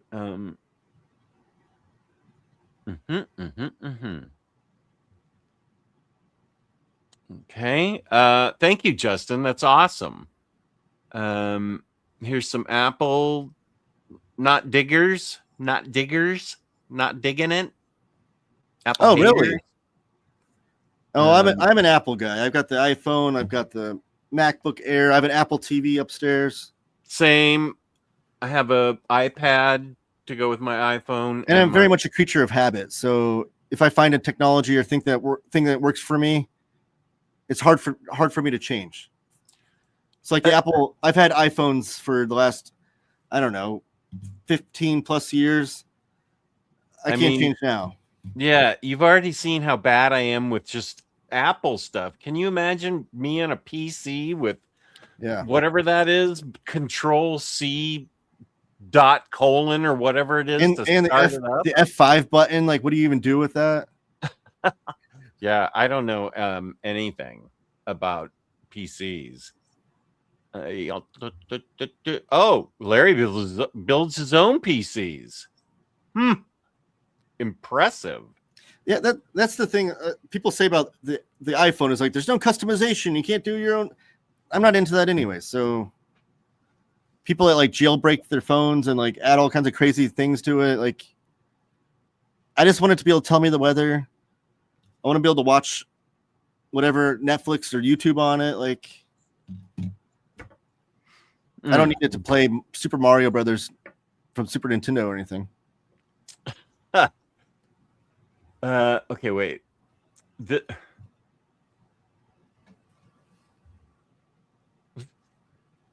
All right, wait a sec. Goals so far. This was back at. Wait, it's almost 10 o'clock, and that was almost not. I'm an hour behind. Oh crap! No, we only have 15 minutes, Jess. Yeah, F that. I'm having too much fun. I don't think that surprises anybody. I'm going to keep talking. I think, okay, goals. My goals were Justice League and Rook Exodus and Absolute Martian Manhunter. You threw Dark Patterns in there too. Oh, yeah. That was the 3 things I was most excited for. Oh, sorry. I don't think that was a goal, but it's a goal for me to buy it and read it. Let's see. All right. Rook Exodus, Rook's X, Martian, Manhunt, and JLD Rebirth. Okay, that's part of my 3 that I think I can do. I don't even remember what I said. James, can you tell us what our goals are? I think I said 1 prose book a month and my zine. I think I said those 2 things. But is this what I did? Are you talking about me there, Harvey? Oh, unboxing the box that he sent you. Yeah, that makes sense. 5-hour stream. I'm insane. Oh, Chris left Goodreads last year. I'm not on Storygraph. I read 724 books. I was way off at 400 last year. 724. Holy shnikes. He has the world's greatest library. Yeah, I know. He's in my Discord as well, and he shares his library holes, and they're always like awesome. It's incredible. It's always stuff I've never heard of, which I love because I would love to have a library like that next to me. I would check out all that stuff. I just got a recommendation from Maniac Matt on a crime book that I'm hoping to look at on graphics global comics. It's called Voyeur. That's kind of a title that I'm nervous about, but Maniac Matt said it's a great crime book. Maybe it's like the Hitchcock movie, with James Stewart. What's it called? Oh, where Rear Window. Rear Window, yeah, with Grace Kelly. It's a great movie. Oh, yes, you are correct. Goiter is getting hard to find. Good thing I have like 5 copies still. Yeah, I don't think it's like impossible to find. I think some shops still have it, but I ordered a copy from what's a shop in Brooklyn? Gutter Pop. And I ordered it, but then they had to send me a message saying they didn't have any copies. So this is Goiter? Yeah, like the trade paperback. But Josh Pettinger is gonna give you a copy. No, Harvey's sending me a copy. Of Goiter? Yeah. Well, I thought. Oh, I'm interviewing Josh Pettinger. Okay. I mixed that up. Okay, Harvey. In preparation for the interview, I need to read Goiter. So Harvey's sending me a copy. It's not bribes. He's a friend. Now that he's guaranteeing to read my indie comics, I'm just gonna have to flood him with more. Have you read The Devil's Grin? Do I have that? He probably sent you at least an issue or two of it. Oh, wasn't I gonna go to the next room and just grab everything he sent me? Yeah, you never did that. Okay, I'll do it right now. All right. What do you want to talk about? Another goal. Why don't you tell everybody about another goal? Yeah, sure.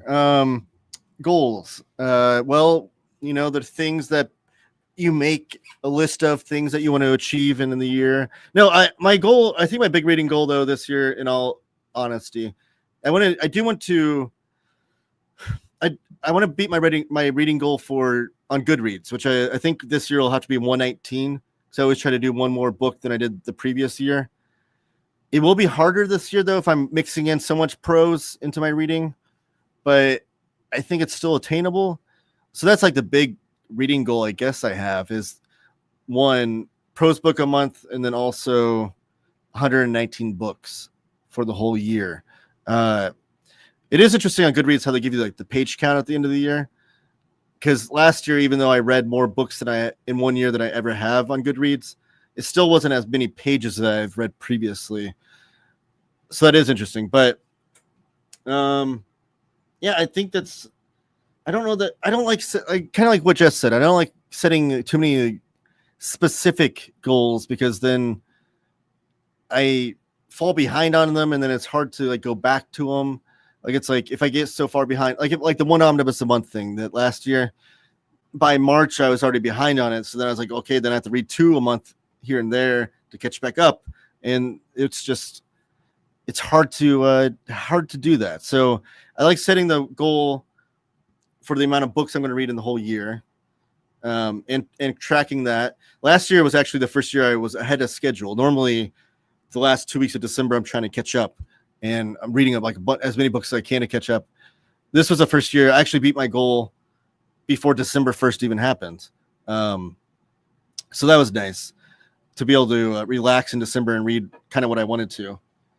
And also I was able to read a lot of the comics that I needed to for my favorite comics of 2025, which I did release that video, by the way. If you want to check it out, I did my 25 favorite comics that came out in the year 2025. I think I did this 2 videos ago. So if you want to check that out, I read probably a good variety, more variety of like things from like self-published comics all the way through to omnibuses from Marvel and DC and everything in between. If you want to check that video out. But yeah, so in December last year, I was able to catch up and read a lot of books I needed to determine and put together my favorite list of 2025, and hopefully that'll happen this year. Like I said, I'm mixing in the prose, which admittedly I'm still finishing The Shining, so I think The Shining is going to be my January book. Stephen King's The Shining, which I've never read before. I'm about halfway through the book now, and then I think Dungeon Crawler Carl is going to be my February book, because that one I'm super stoked to read, and that one has like 7 books in the series, so it might be a new series for me to read. Trying to filibuster some more while Jess is gone. I don't know. I do want to get back on track with my oh, there you are. Okay. Yeah. Go ahead. Were you talking? Oh no, I was just filibustering until you got back. It's hard. I can't see the chat, so it's hard when I can't. I'm literally just talking to myself. The Hell Sandman. Oh, the Hell Sandman issue is great, Taylor. What are you on about, bro? Way better than Nancy. Did you do a video on Nancy? Nancy by Ernie Bushmiller? Come on. That's like some of the best stuff ever. I love old Ernie. I love old Nancy, and then I love new Nancy too. Oh, well, I don't know if you know this, Jess. The new Nancy, Olivier James, left. Do you know who the new cartoonist is? I know that she left. I don't know. It's Caroline Cash. Which I bet you have one of her comics in that box. Pee Pee Poo Poo. I have 3 of them. Yeah, awesome. She's the new cartoonist on Nancy. There's also on Facebook I don't ever go to Facebook anymore, but there's Nancy remixed. Oh yeah. So they've got old Nancy's and fill them with satire. It's a really great thing. Okay, let's see. Rami's goal is to get the Batman Bronze Age Omnibus Volume 1. Let's see. Oh, there's a starred one. Let's see, where's that? Oh, Safar. What time was that? 9:39. I'm so sorry it took me so long to get to this. Jess, any plans to read Absolute Series DC trade paperbacks or Ultimate Series Marvel trade paperbacks in 2026, or will you be reading them online?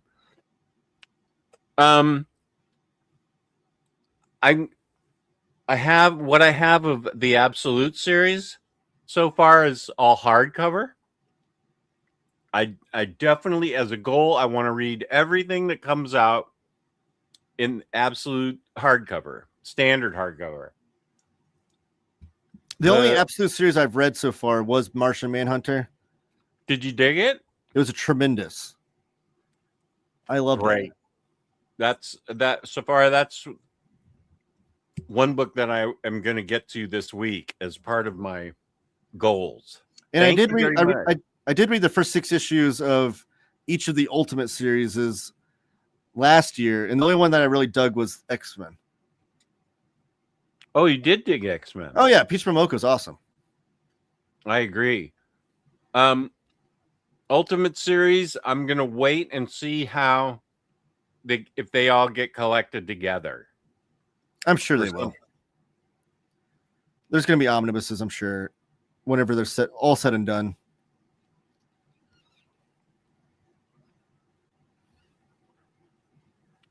Let's see.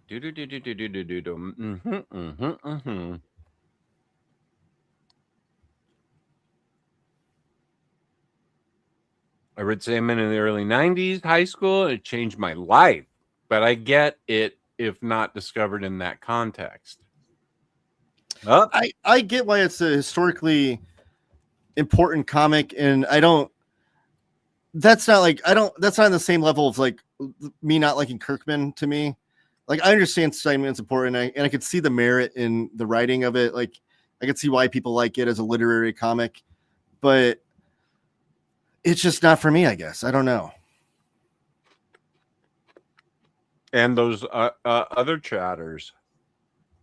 Sorry, I'm starving, and you're fine. I will say I got like 15 minutes left. Okay, good. I got to work tomorrow, but as a precursor, though, if you want to go through the box real fast, and then we'll do the live unboxing. When like Tuesday afternoon? Yeah, like you're on Eastern time, aren't you? Yeah. Let me check what's going on Tuesday. I have a feeling I have doctor appointments because I always do. Tuesday the 6th.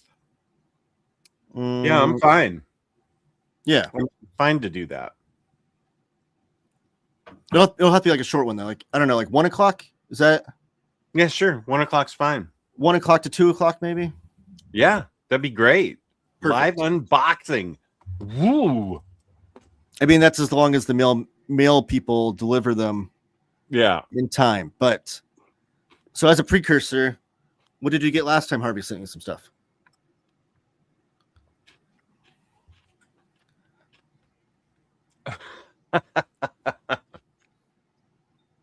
Okie dokie.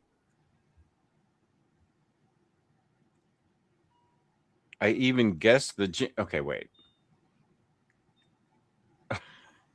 I even guessed the Jim Lee one immediately and was shocked you didn't. Wait, what? Sorry, that was an hour ago. I really apologize. Okay, we're talking about Love and Rockets. Oh, this was an hour ago. When Bronze Batman comes out, the channel should do weekly discussion streams for chunks of the book. Everybody's going to be reading it anyways, and then tier list every issue. Yarna has sent me one of those tier list things that you can create. Oh yeah, those are popular on the old internets. Yeah, I know Omar does it all the time. Yeah, you can just do like tier ranking videos, and the views will just.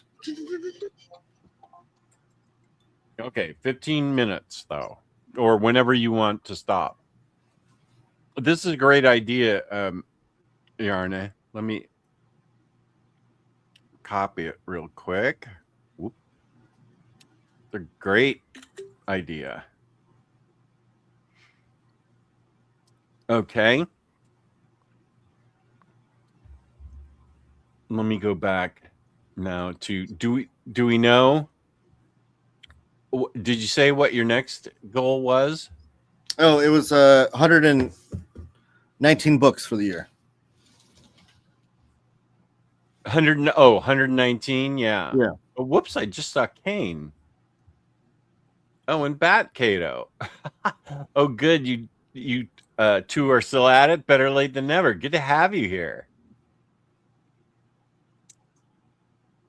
Derek Tyler asks, Taylor, do you know if there will be future Lost Marvel books after the Savage Tales ones? I don't know of any official titles, but I'm sure they are. They're very popular. I think the first one sold out really fast, and the Howard Chaykin one was listed as a volume 1. So I think at least we'll finish the Howard Chaykin stuff. But yeah, I think there'll be more. I don't know what they are though, and I don't know for sure, but I assume. Ooh. Live Ooh. packaging of Bang Volume 3. Thank you, Josh. Where's mine, Josh? The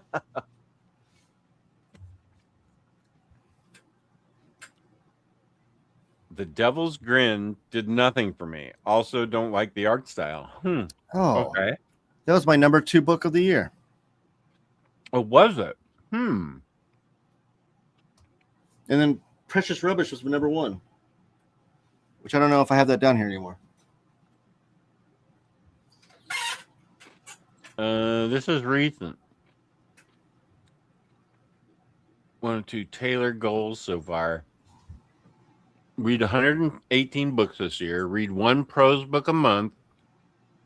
Example, Dungeon Carl Book 1. You and Jess do a show talking about the impact 1986 had on comic books. Make a Zines comic. And there we go. Do the live unboxing of the Harvey comics. Yeah. Oh, whoops. Here's James. Oh, there's Kane. Welcome, Madam President. 1 of 3. Jess goals so far.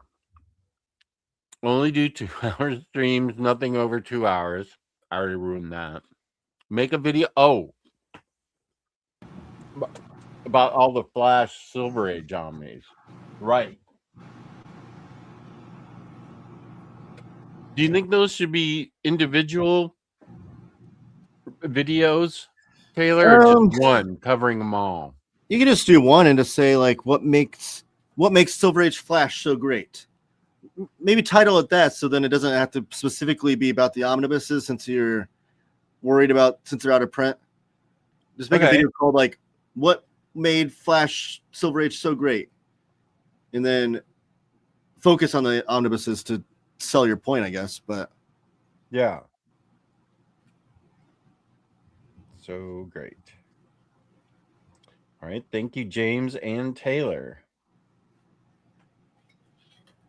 But I am going to focus on overviews of all 3 books. Yeah. Okay. Read and do a live review on books Cycle Cleveland sent you. You and Taylor do a show about the impact. I'm so excited about that. 1986 had on comic books. Buy and read Batman Dark Patterns, Rook Exodus, Absolute Martian Manhunter, read Justice League Dark Rebirth Omnibus. Thank you, James. Let's see. Okay, so timeline. Kane arrives. My old laptop died, so I'm setting up my new one. I have 6 goals. Hi, the only Kane. Hooray, the only Kane with a new laptop. The only Kane, glad you are here, my friend. Thank you, everyone. Of course. Slowly adding all of my bookmarks. Right. Taylor, I didn't send him it yet. Was that the Devil's Grin, maybe? Is that a hardcover? Wait, you already have it though. Well, I assumed Harvey sent them to you because it was released in single issue, self-published for the first 6 issues, and then Fantagraphics did a thick paperback collection collecting all those issues. And then Alex Graham, she just recently published issue number 7. Oh, I don't think I have it. Wait a second. Where is my Josh Pettinger things? Okay, wait. I gotta go do a better job. Just a sec. Where the hell was that? Trying to find. I don't know. I think I took it upstairs.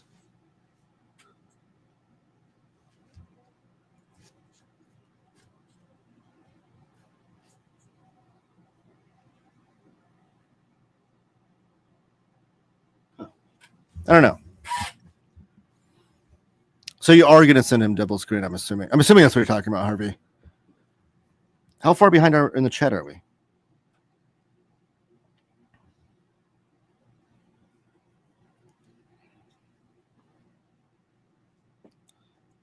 I realized what happened. He didn't send me the Goiter thing. I bought that. Oh. Sorry, everybody. Peace, love. But I don't see the Devil's Grin. Did you send me that, Harvey? I think he said he's sending it. He will later, I guess. I don't know. Oh, okay. Michael Mouse. Oh, I have that. That's great. Hospital Drama Show. Oh, I don't have that. Blood of the Virgin, which is huge. Oh, that's great. Sammy Harcum. Oh, this looks really cool. What great art. Yeah, it's awesome. Oh, okay, good. Look at this. He's so generous. Dynamite Diva. Oh. There's a big trade paperback. That's great. That the guy the cartoonist that did that, he was only like 19 years old when he drew that. Oh, wow. Yeah. This looks crazy. He's in his early 20s and he loves Chester Gould's Dick Tracy. Oh, that's awesome. Yeah. So does Matt there that's here. Matt the Avatar King. What book is this? Wait. What? Fun Girl. Oh, I don't have that either. Looks interesting. Seen that around. Oh yeah, looks interesting, yeah. And then there's some self-published.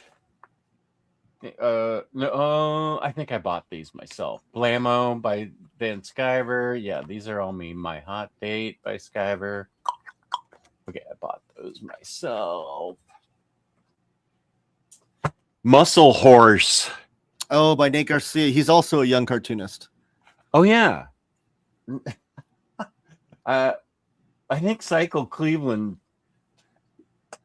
messaged him on Instagram telling him something about me. Oh yeah, I think Nate Garcia posted on his Instagram stories like you unboxing that or something. Yeah, and I think how I said it was unusual or something. Yeah. Plum Pocket, Nate Garcia. Oh yes. And here are my 3. Whoops. No, I would have thought they'd be in order, but I would be wrong. Because I just ran into Pee Pee Poo Poo. Alonzo Garcia. Yep.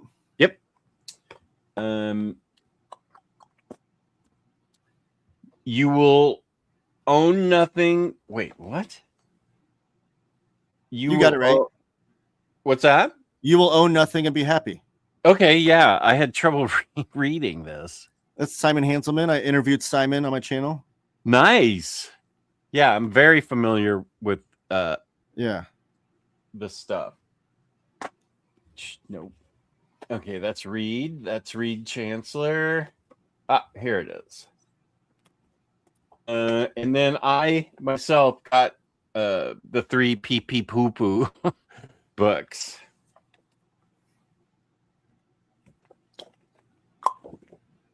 By new Nancy author Caroline Cash. That's amazing. It is. So that's it. That was the whole. Yeah, yeah. That's awesome though. Yeah. Go Harvey.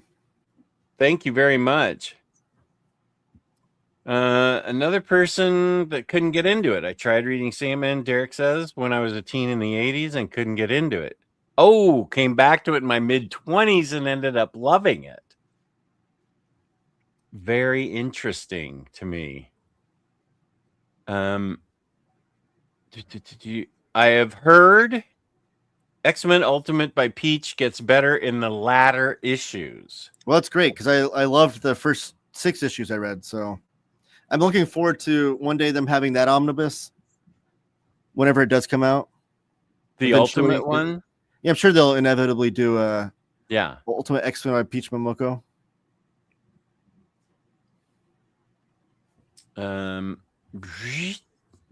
Whoop. I missed oh yeah, Power Wash. Power Wash isn't here. Okay, I need to do a better job getting them That's all in together. the Tedward hardcover if you got that. Oh, okay, I did. And Yeah. I bought oh yeah, Power Wash. That was unbelievable. I bought that myself, so it's in a different place. AS, welcome. Good to see you. Fun Girl is ridiculous fun. Agree. Fun Girl is great. Well, then I need to pick that up. Yeah, that sounds really cool. Still waiting for that overview of why I hate Saturn I asked for in June. Don't worry, I know why you haven't done it. Because I think isn't it out of print, Chris? But I can still do it. That was a book I got long ago, and I think it was nothing short of brilliant. But okay, let me take a screenshot of this. While you're doing that, though, I hate to do this, but I got to go. Oh, okay. So thank you for being here. Yeah, I'll see you on Tuesday, though. Okay, 1 o'clock. Yeah, 1 o'clock. Same bat channel, not the same time though. Okay, great. I appreciate your being here, and maybe we should do little updates throughout the year to keep us honest. Yeah, like every couple months or something. Yeah. And I think James has thankfully, I appreciate that James has already collected our first goals. Yeah. So that I think it's attainable that way. I agree. And maybe by the next time we talk, I'll have maybe we could do combos. We'll do like in a couple months, we'll do the 1986 episode. Ooh, okay, great. The more videos, the better. Yes. But thank you for having me. I appreciate it. Always love talking to you, Jess. And I will put your link for your channel in the description. Feel free to stay on, though, if you want. I'll watch later and I'll comment in the bottom to, if anybody has any questions for me or whatever. Okay. Yeah, I'm still having fun, so I'll probably stay on longer. But thank you, everybody. I appreciate it. Okay. Thanks, buddy.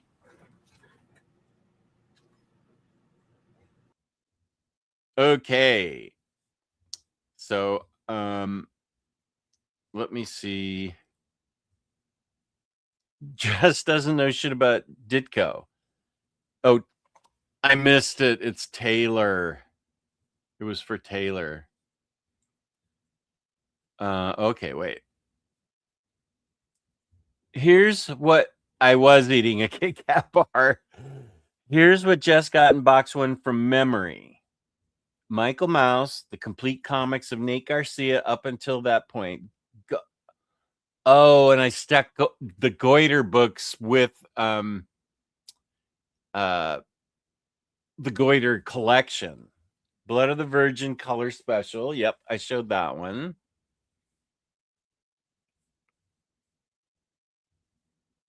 Okay, he won up to me by getting the books. Yeah, Marvel Omnis are tough to get. They get mutated to whales in a couple of months after release. Oh, that was to Justin.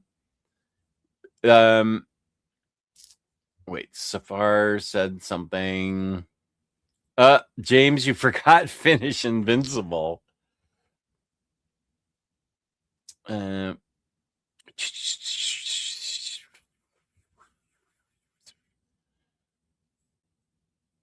really glad you're here, Kane. I'm going to text you later. I think it's too late tonight, but I have an idea for you and I, and I'm interested in your thoughts on the idea. So I'll text you tomorrow. The weekly discussion on Batman Bronze Age sounds wonderful. Yes. Like a big old book club for us. Yeah, that is a great idea. And it would help focus my ADHD to actually stick with a book for once. LOL. Yeah, I think it's a great idea too. I'm actually excited about that.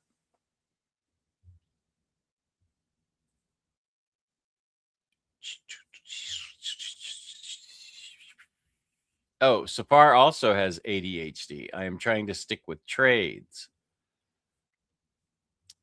Wasn't reading one Omni a month one that was mentioned a couple weeks ago? Probably, but I'm not trying to do that this time. And that was actually Taylor's goal. So I don't think he's doing that. It sounds like he wants to read one prose book a month.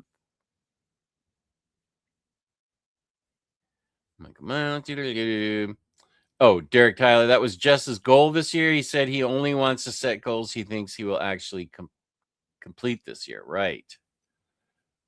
Marvel Omnis. Chris Brogan. Yes, I answered that.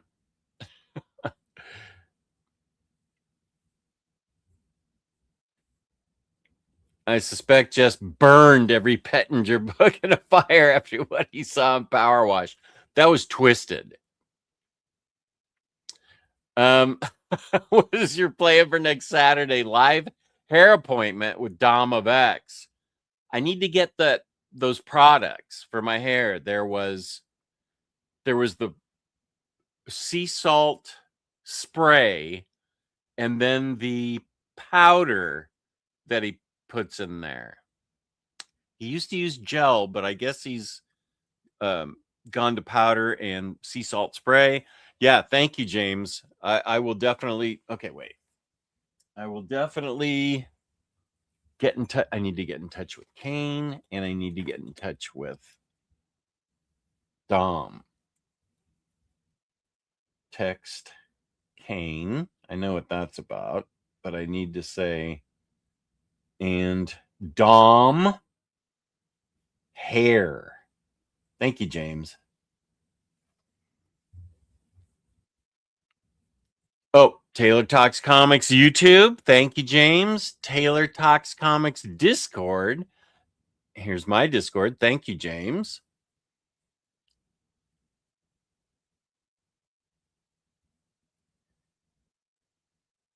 My daughter's still sending me. I have no idea what's going on in the game. She's still outraged. Just finished a game of Trivial Pursuit and missed a comics question. Yes, but I'll try to find the question, but not everyone's answer. PP Boo Boo is essentially just collections of short comics she publishes online and elsewhere, though, so she may have enough for another issue soon. Everybody's saying goodnight to Taylor. That's very nice of you. I missed most of the show, but I'll watch the replay before I go to bed. Okay, Hobby, thank you.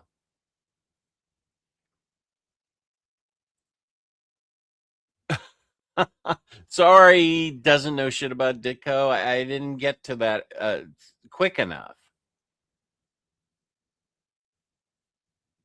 Peace and love. Yeah.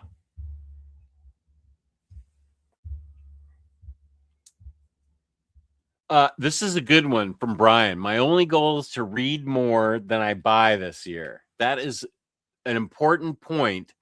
Besides cultivating and culling my collection, either selling them or donating them, I may donate. There's a huge stack of books that I may donate to my library. It's important to near mint. Why are you on my screen? I need to also slow down on buying trade paperbacks. I'm buying way too many of them. I need to start reading. I have 3 subscriptions: Global Comics, Marvel, and DC. I can read those trades online. So on my iPad, I need to do that more.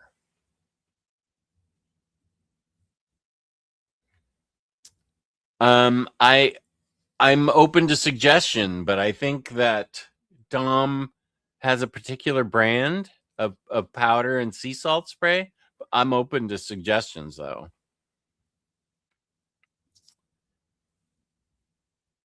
Jess, honest question: with all your interests, do you see yourself going back to Claremont X books ever? Good question. I think the honest answer is probably not.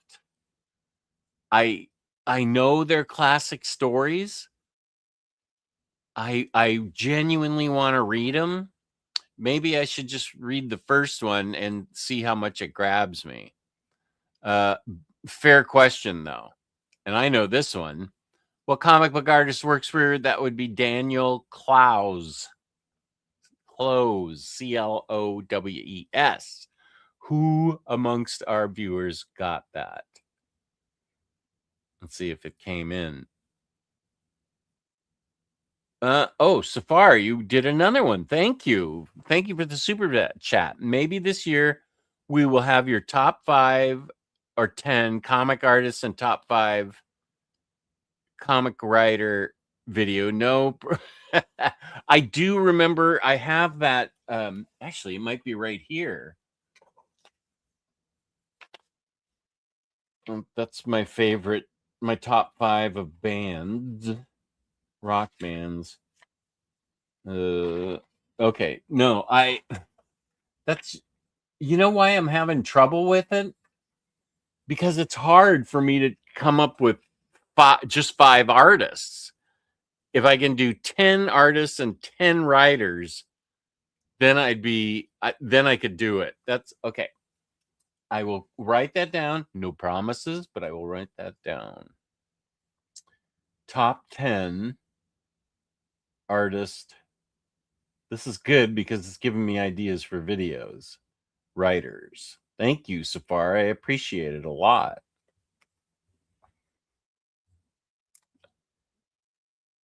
I work for a business that distributes hair products, but I'm bald. I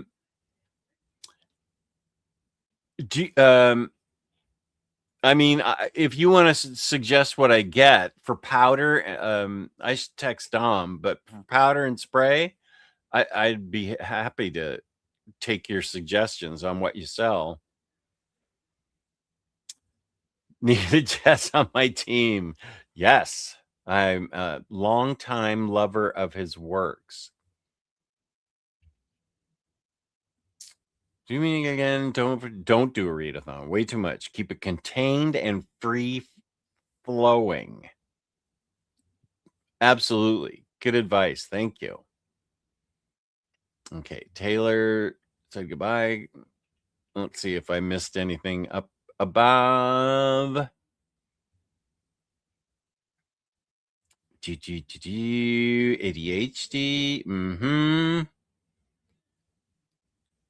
Oh, wait, there's some.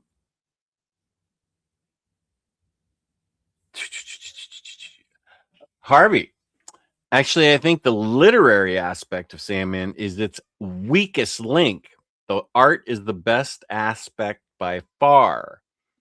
Gaiman's habit of just rewriting old fables and myths in a moodier and snootier fashion never has done a thing for me. Okay. Sorry, Derek. I already read that. Sandman is best in one shot set in different time periods. You might be right about that.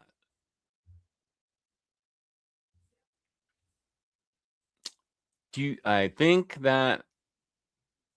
Oh, so far, I read 2 comics this year so far: Batman and Robin trade paperback 25 and Aquaman trade paperback 25. I have read.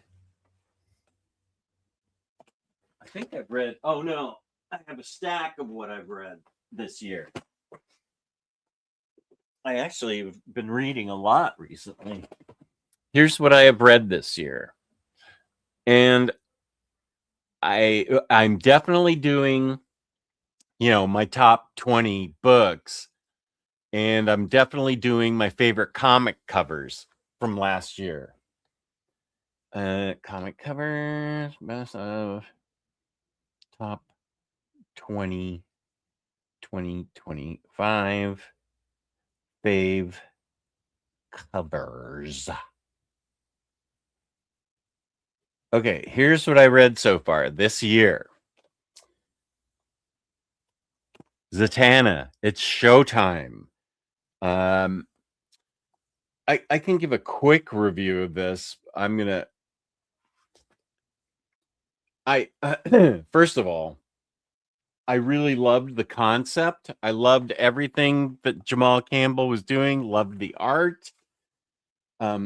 Loved the concept that she's. No, I don't want to really give anything away.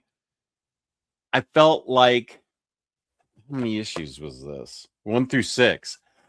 I felt like it was about an issue too long, not number 6, but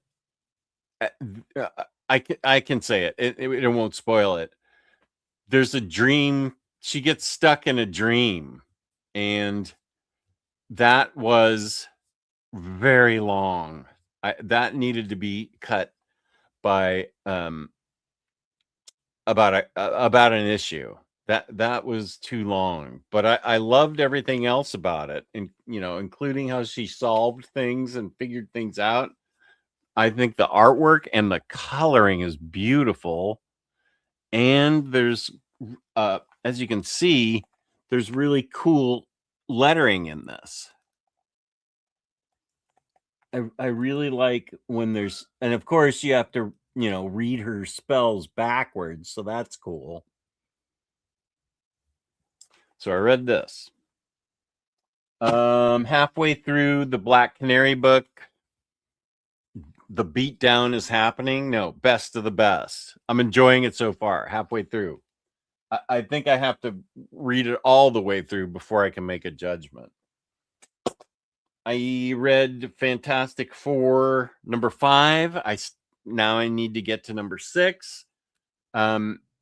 Continues to just be great. I highly recommend this book, Fantastic Four. No, don't get it yet because I'm making the omnibus happen. Wait for the omnibus to be announced, then get it. Ryan North does a great job with this book, and there's not only are they powerful, but there's a really emotional couple of issues that I wonder what other people think about it. Yeah, let me ask. You can let me ask you guys if you have read Fantastic Four, specifically this book, number 5. Let me see where the there is, I don't want to I, I don't want to spoil it, but now part of the Fantastic Four and the next trade is One World Under Doom. So Fantastic Four want to try and get through the dome that the sorcerer supreme, which is Doom, has built over Latveria. They try to get through the dome, and they are sent to another dimension, another planet with different aliens type creatures that were sentient and spoke English. So I'm interested in what people thought of the romance in this book. That's what I'm asking. Fantastic Four. Let me see if I can figure out what issue that was.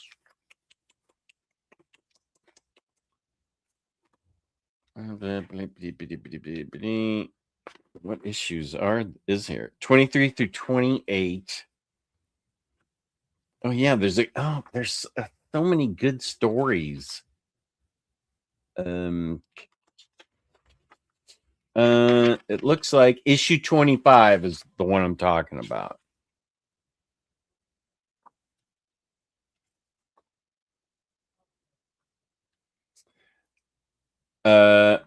Here's a good question from Derek Tyler. Is North's run on the same level as Byrne, Hickman, Wade, and Lee Kirby? I'm not sure you can compare them because North's run is almost kind of slice of life in space and Earth and other dimensions. It feels I mean, you can't really compare it to Hickman's. You know, Hickman is very cerebral, and I love his Fantastic Four. Just like his Avengers, you have to read it straight through. I had to read it straight through because if I left it for a week, I had to go back and start all over. That's not a book I could pick up in the middle of. I would say this does compare to Wade's. But this is almost all single issues, one shots practically. Some of them feel a little more lighthearted. Some of them are deeply emotional. Like the first issue of this really affected me. I mean, it was beautifully written and drawn. So it's hard to compare those. It doesn't compare to Brian, Byrne, and Lee and Kirby. Those were way more, especially Lee and Kirby, leaned super hard on the sci-fi aspect, of course. And this does have a lot of sci-fi, but it's also very family oriented, which makes me feel like Wade might be doing a good Wade might be a good comparison. But yeah, I find the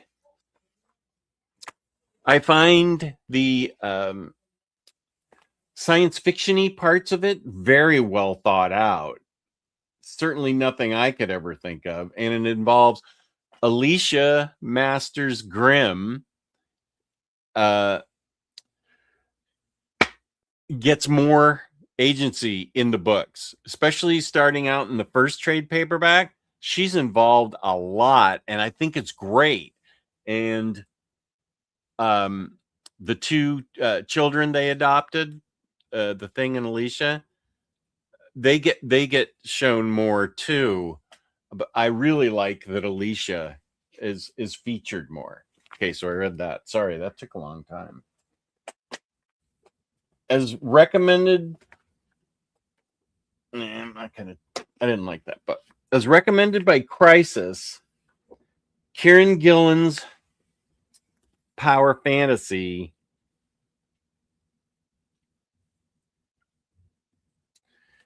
Power Fantasy 1 through 5, and then 6 through 11. It's still ongoing. It could have ended fine on the last issue in here. It didn't, so I assume it's still ongoing, but there are 6 superpowers. Wait, I'm gonna have to read this. It's way cerebral.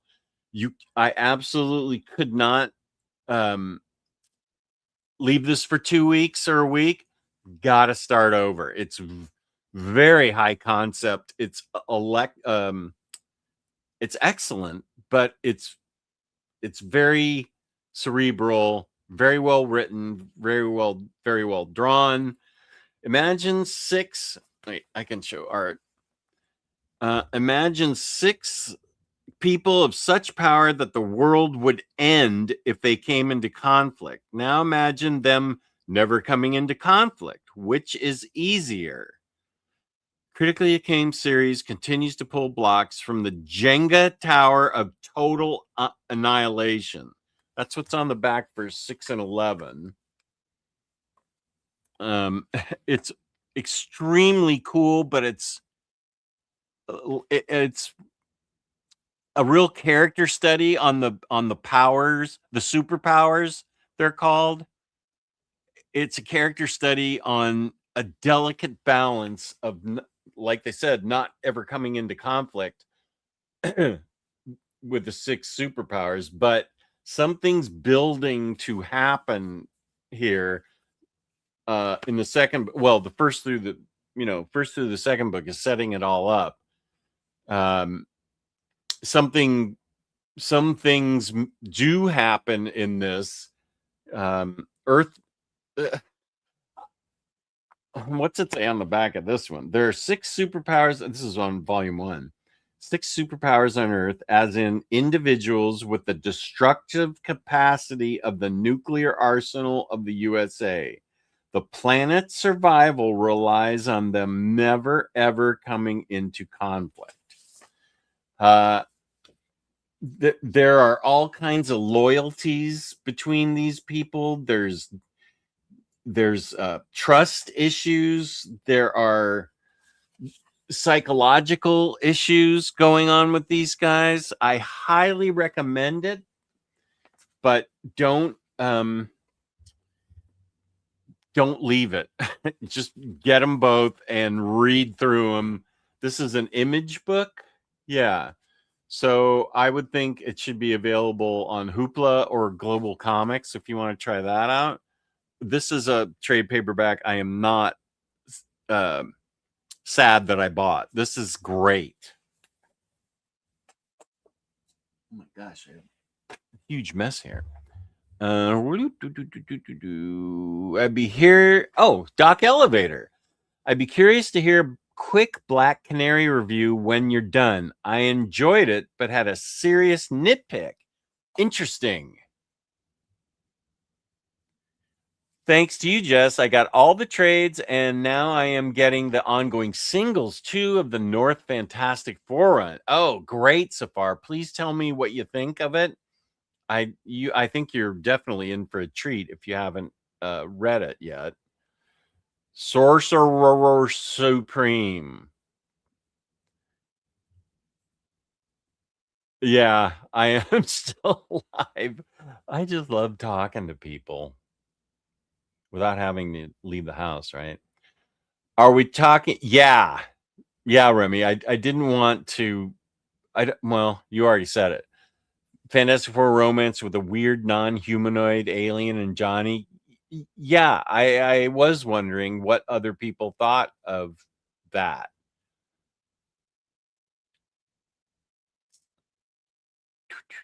Oh, I missed some things up here. Oh, Batcato.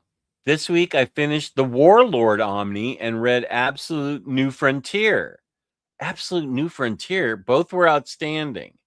I think I'm going to have to get that Warlord Omni. Absolute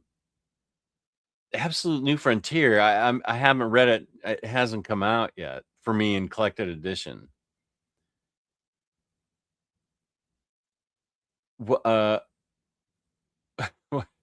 Oh, several. Oh, thank you, Harvey. One of the best heads of hair. Just glad I got it still. I like that in the DC app, you can read the trades, easier for reading order purposes. Doc Elevator, yes, I wish Marvel would add collected editions to Marvel Unlimited.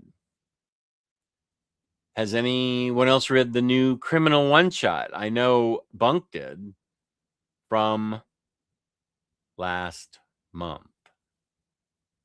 I got it, but yet to read it, Harvey. Not yet. I ordered it online. Should get it next week.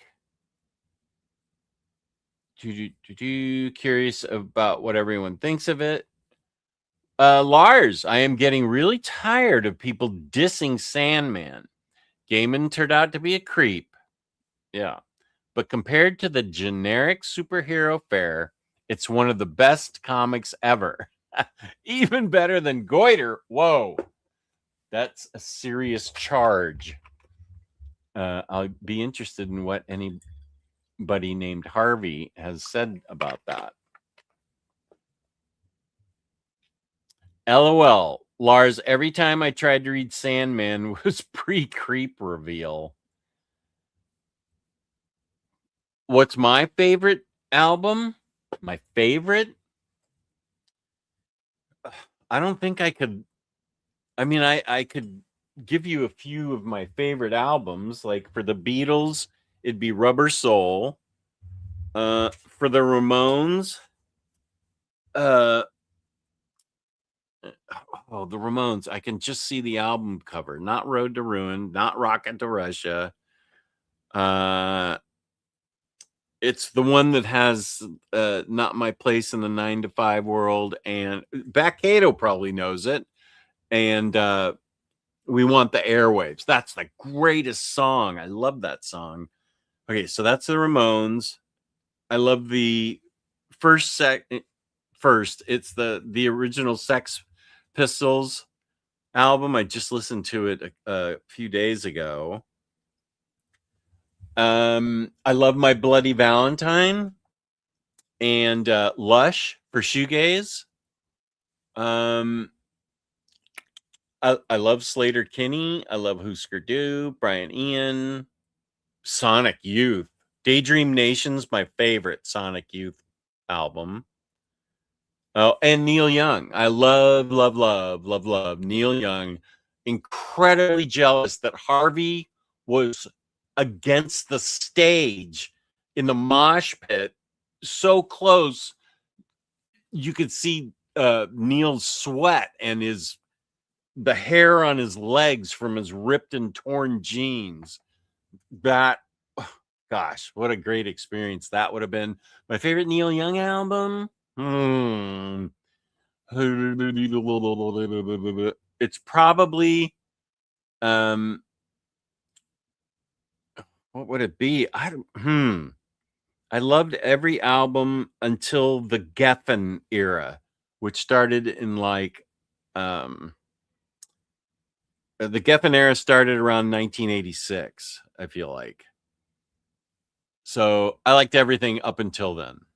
And then afterwards, when he did Freedom, and there was another album that came after that, and then I stopped. Thank you for paying attention to me. Curious Black Fan.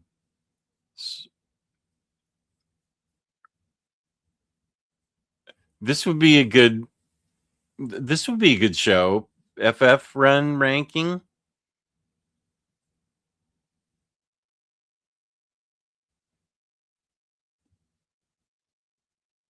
Okay. Lars talking with Harvey. Where's the pre-creep in issue 6, the beating of her wings? I know that I cannot change your mind, but this series means a lot to me. I respect that. Good, Derek. Yeah, it's awesome. I love the family aspect. Yeah, they lean very heavily into that. And one shot type stories can be fun. I love them. Hey, Jess, have you been collecting any of the DC Finest Batman, or just prefer to collect in hardcover? I got Red Skies. I think that's probably the only Batman I've gotten in that. Torn between collecting those late Bronze Age Batman stories in the paperback that are available now, when my preference is hardcover. I can't predict when DC's gonna release late Bronze Age Batman in Omnis. So if you really want them, I would probably get the DC Finest. And AS slot burned me out so badly on FF that I missed North's run. Looking forward to diving into it. You can wait for the Omni. You'll dig it. Didn't mean to spoil that moment. That's okay. I will say that it hit me at a particularly emotionally sensitive period of my life. And that's great. It made me cry like a baby. Yeah, the FF romance issue, 100%. What the hell? Pleasant Dreams. Exactly. Thank you, Brian. That's my favorite Ramones album. Derek Tyler got it. Thank you. And Bat Cato, I knew you would know Pleasant Dreams. God, I love that album. Thank you all. I mean, if you only have to pick one, I loved Black Science, but I think Fear Agent is like the standout book of his career almost. So Fear Agent, they're both great though. Just so you interested in starting, this is one of the greatest questions ever. It's beginning a pony ride startup together, 20 for kids and 40 for adults. Yeah, I am interested in that. Yeah. Contact me in Discord and let's talk about it. Dreams. Okay, Lars and Harvey are talking about This Is a Lie. Although I like his Christmas song. Awesome fucking album for Ramones. It's got a dark but upbeat atmosphere to that album. Oh, weird. Okay. Yeah. Favorite album tie: Thelonious Monk Underground and Run DMC Tougher Than Leather. Good choices. Interesting.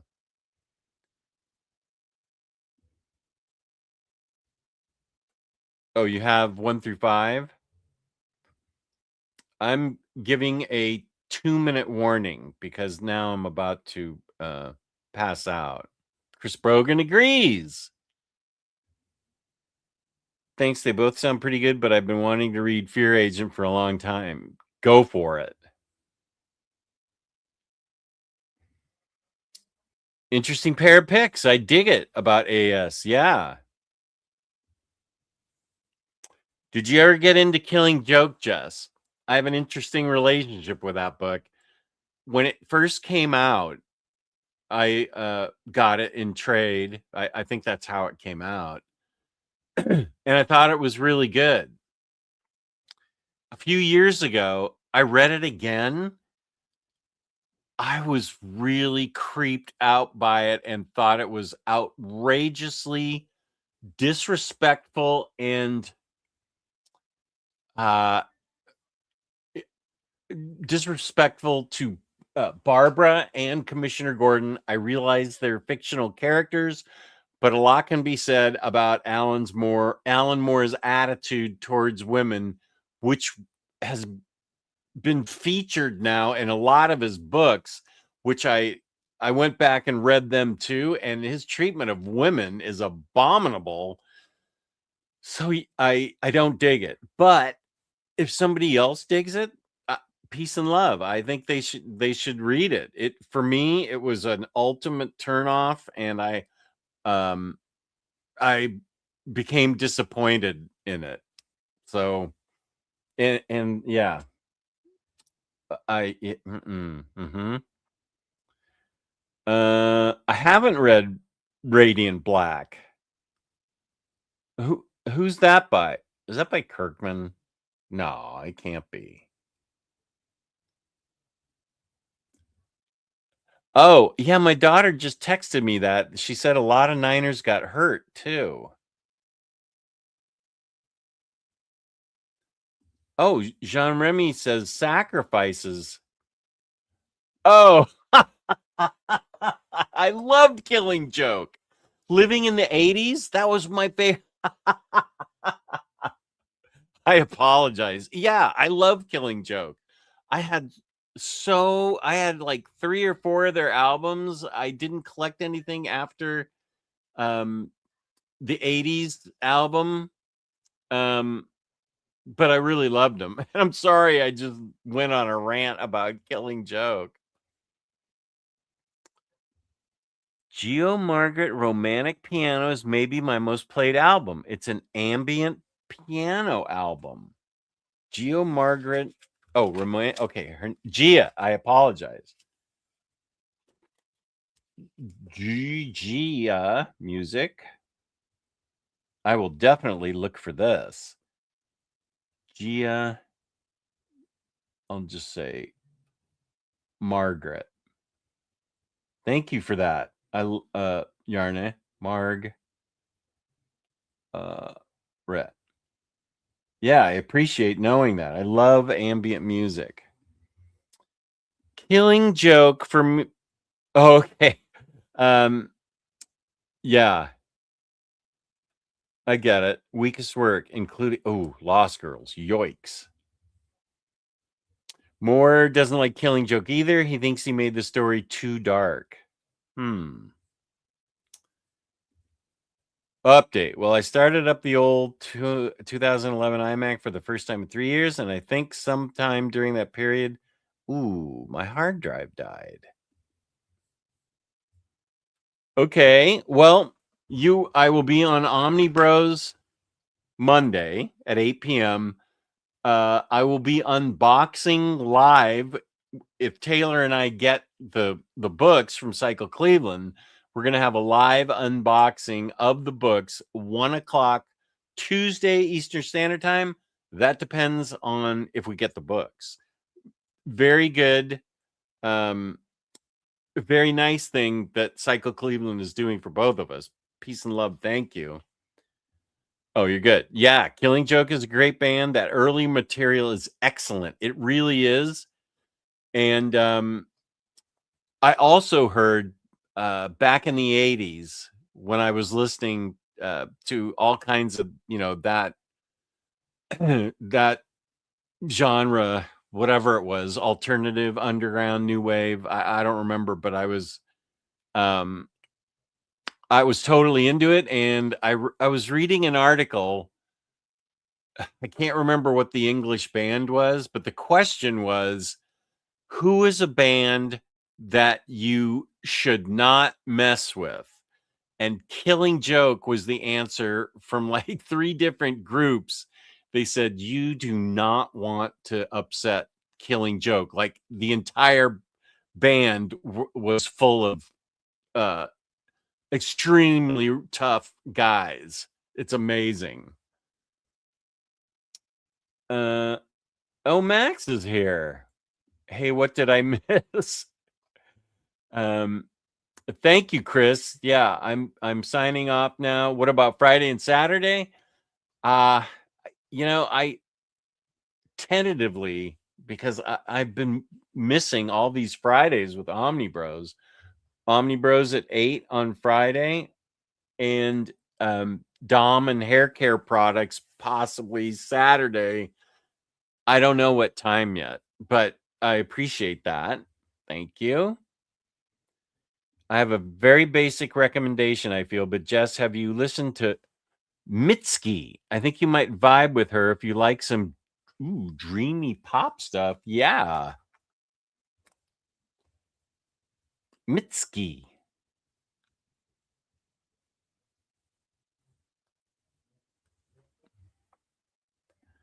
Just talking how much you loved Killing Joke Band. Taylor did a cartwheel. Bands you shouldn't mess with, the B Sharps. I appreciate. So this is what happens when I'm on too long. I appreciate everybody joining. Thank you, thank you. Mitski's great. She's great. Wow. Okay. Awesome.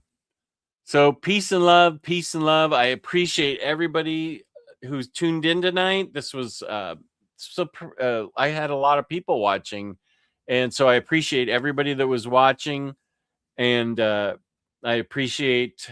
Oh wait, I'll answer this. Fan of any '80s hardcore bands? Yes, I love Minor Threat. Yes, I love Black Flag.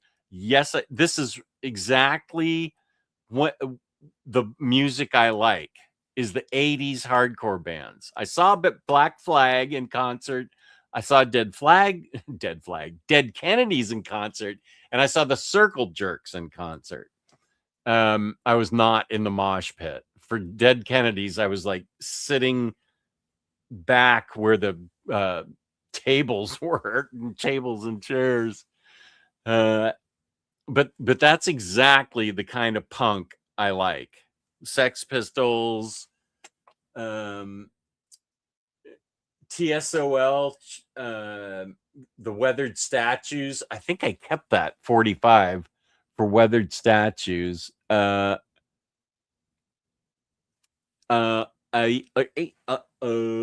anything on Sub Pop in the early 90s.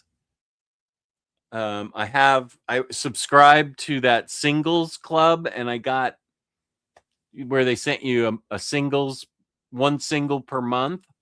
I feel like I have at least 20 of those singles. Awesome.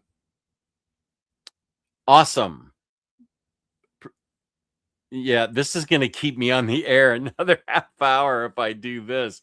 That's exactly all the music I love. Right. 100%.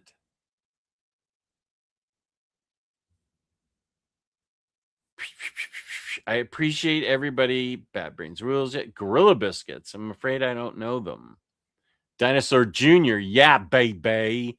Oh, the Replacements. I just got an amazing new printing of Let It Be, which I loved back in the day.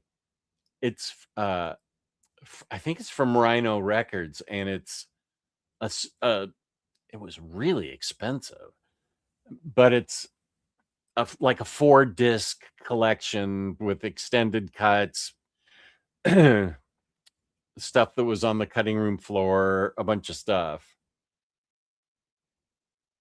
Oh, good. Did you get the Let It Be one? Yes, that Let It Be edition is almost. I haven't opened it yet because the Sex Pistols album, which was a lot more expensive than the one I got in 1980. I'm sure it does. That was the whole idea. Oh yeah. Yeah, man. I have a huge box set of Husker Du. I have to cut this off, but I love Husker Du. Yeah, okay. I could do another 3-hour stream on this. Oh, okay. One more minute for 3. No, I need to see that. Yeah, that's remarkable. I do, Spooey. Red Rain. Good to have you back. Just as I'm signing off, but that's cool.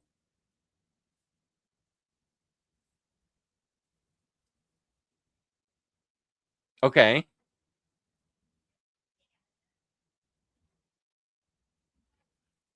Oh, okay. Let's talk to Kane. Anyway, for the topic, my reading goals are to read through my current to be read stack before purchasing a new book.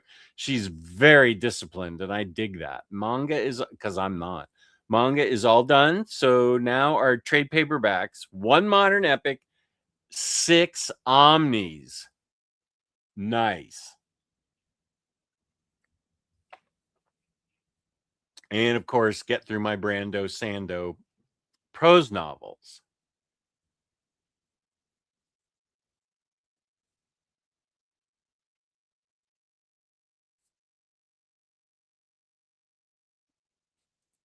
Oh, yeah. I love Fugazi. I should have a vinyl stream because there's tons of music fans. Well, everybody loves music, and there's tons of fans in this. So in this chat, so maybe I should do like a music stream, a vinyl stream. I can't play any of it, but I could put links to the YouTube videos in the that I talk about. Okay, I think that sounds fun. And we'll get AS to start buying vinyl. Yes. Oh, that'd be a 24-hour one. I'm happy to do it with both of them, but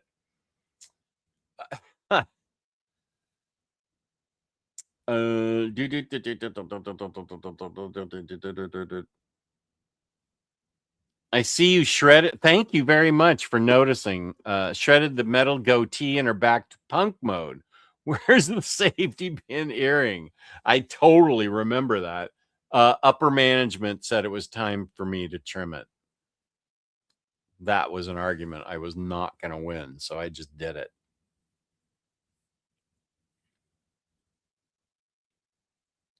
Now, yeah, Yarna, I have. Okay, here's the thing. I haven't put these on the air in a long time, but my the TV show I did back in the 90s, Collector's Showcase, I didn't monetize those because I don't know why I didn't monetize them. I didn't feel like, I can't remember the original reason, but I didn't monetize them, and the generic open to the public song that led into it, that when the show was on the air, I picked out copyright free music. I guess someone bought the song. It was just like a Dixieland sounding song, and I didn't get a copyright strike, but I got like a copyright claim, and those they just warn you about. They don't add up. But so I don't know. 24 hours ago, I want to be sedated. Thank you. Kane, yeah, you're right. We need to go. But I want to wish everyone a happy new year. Enjoy the rest of your weekend, and see you all next time. Be kind to one another. Read comics. Yeah. So Harvey thinks I can play music for some reason. 20 hours of it would be Bowie. Yeah, that's true. Max and Crisis love Bowie as much as I do. Peace and love, Brian. But Razor, my reading buying goals. Read everything in my collection I haven't read yet. Stop buying trades and use digital apps instead. Yes. Limit big 2 omnis to Batman and Spider-Man. Digital for everything else. Thank you, everybody, for tuning in. I'd love to go longer, but my brain is turning to a bit of mush. So I'm going to use my theme song by Redcoat Turncoat to play us out. Peace and love. Thank you all so much for being here.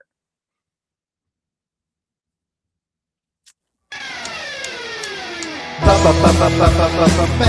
days. Better days. Better days. Omnidog in the Minister of Comics. Talk forever, get right your ergonomics. Taking questions from the chat. With a name like that, you think they talk more about the bad.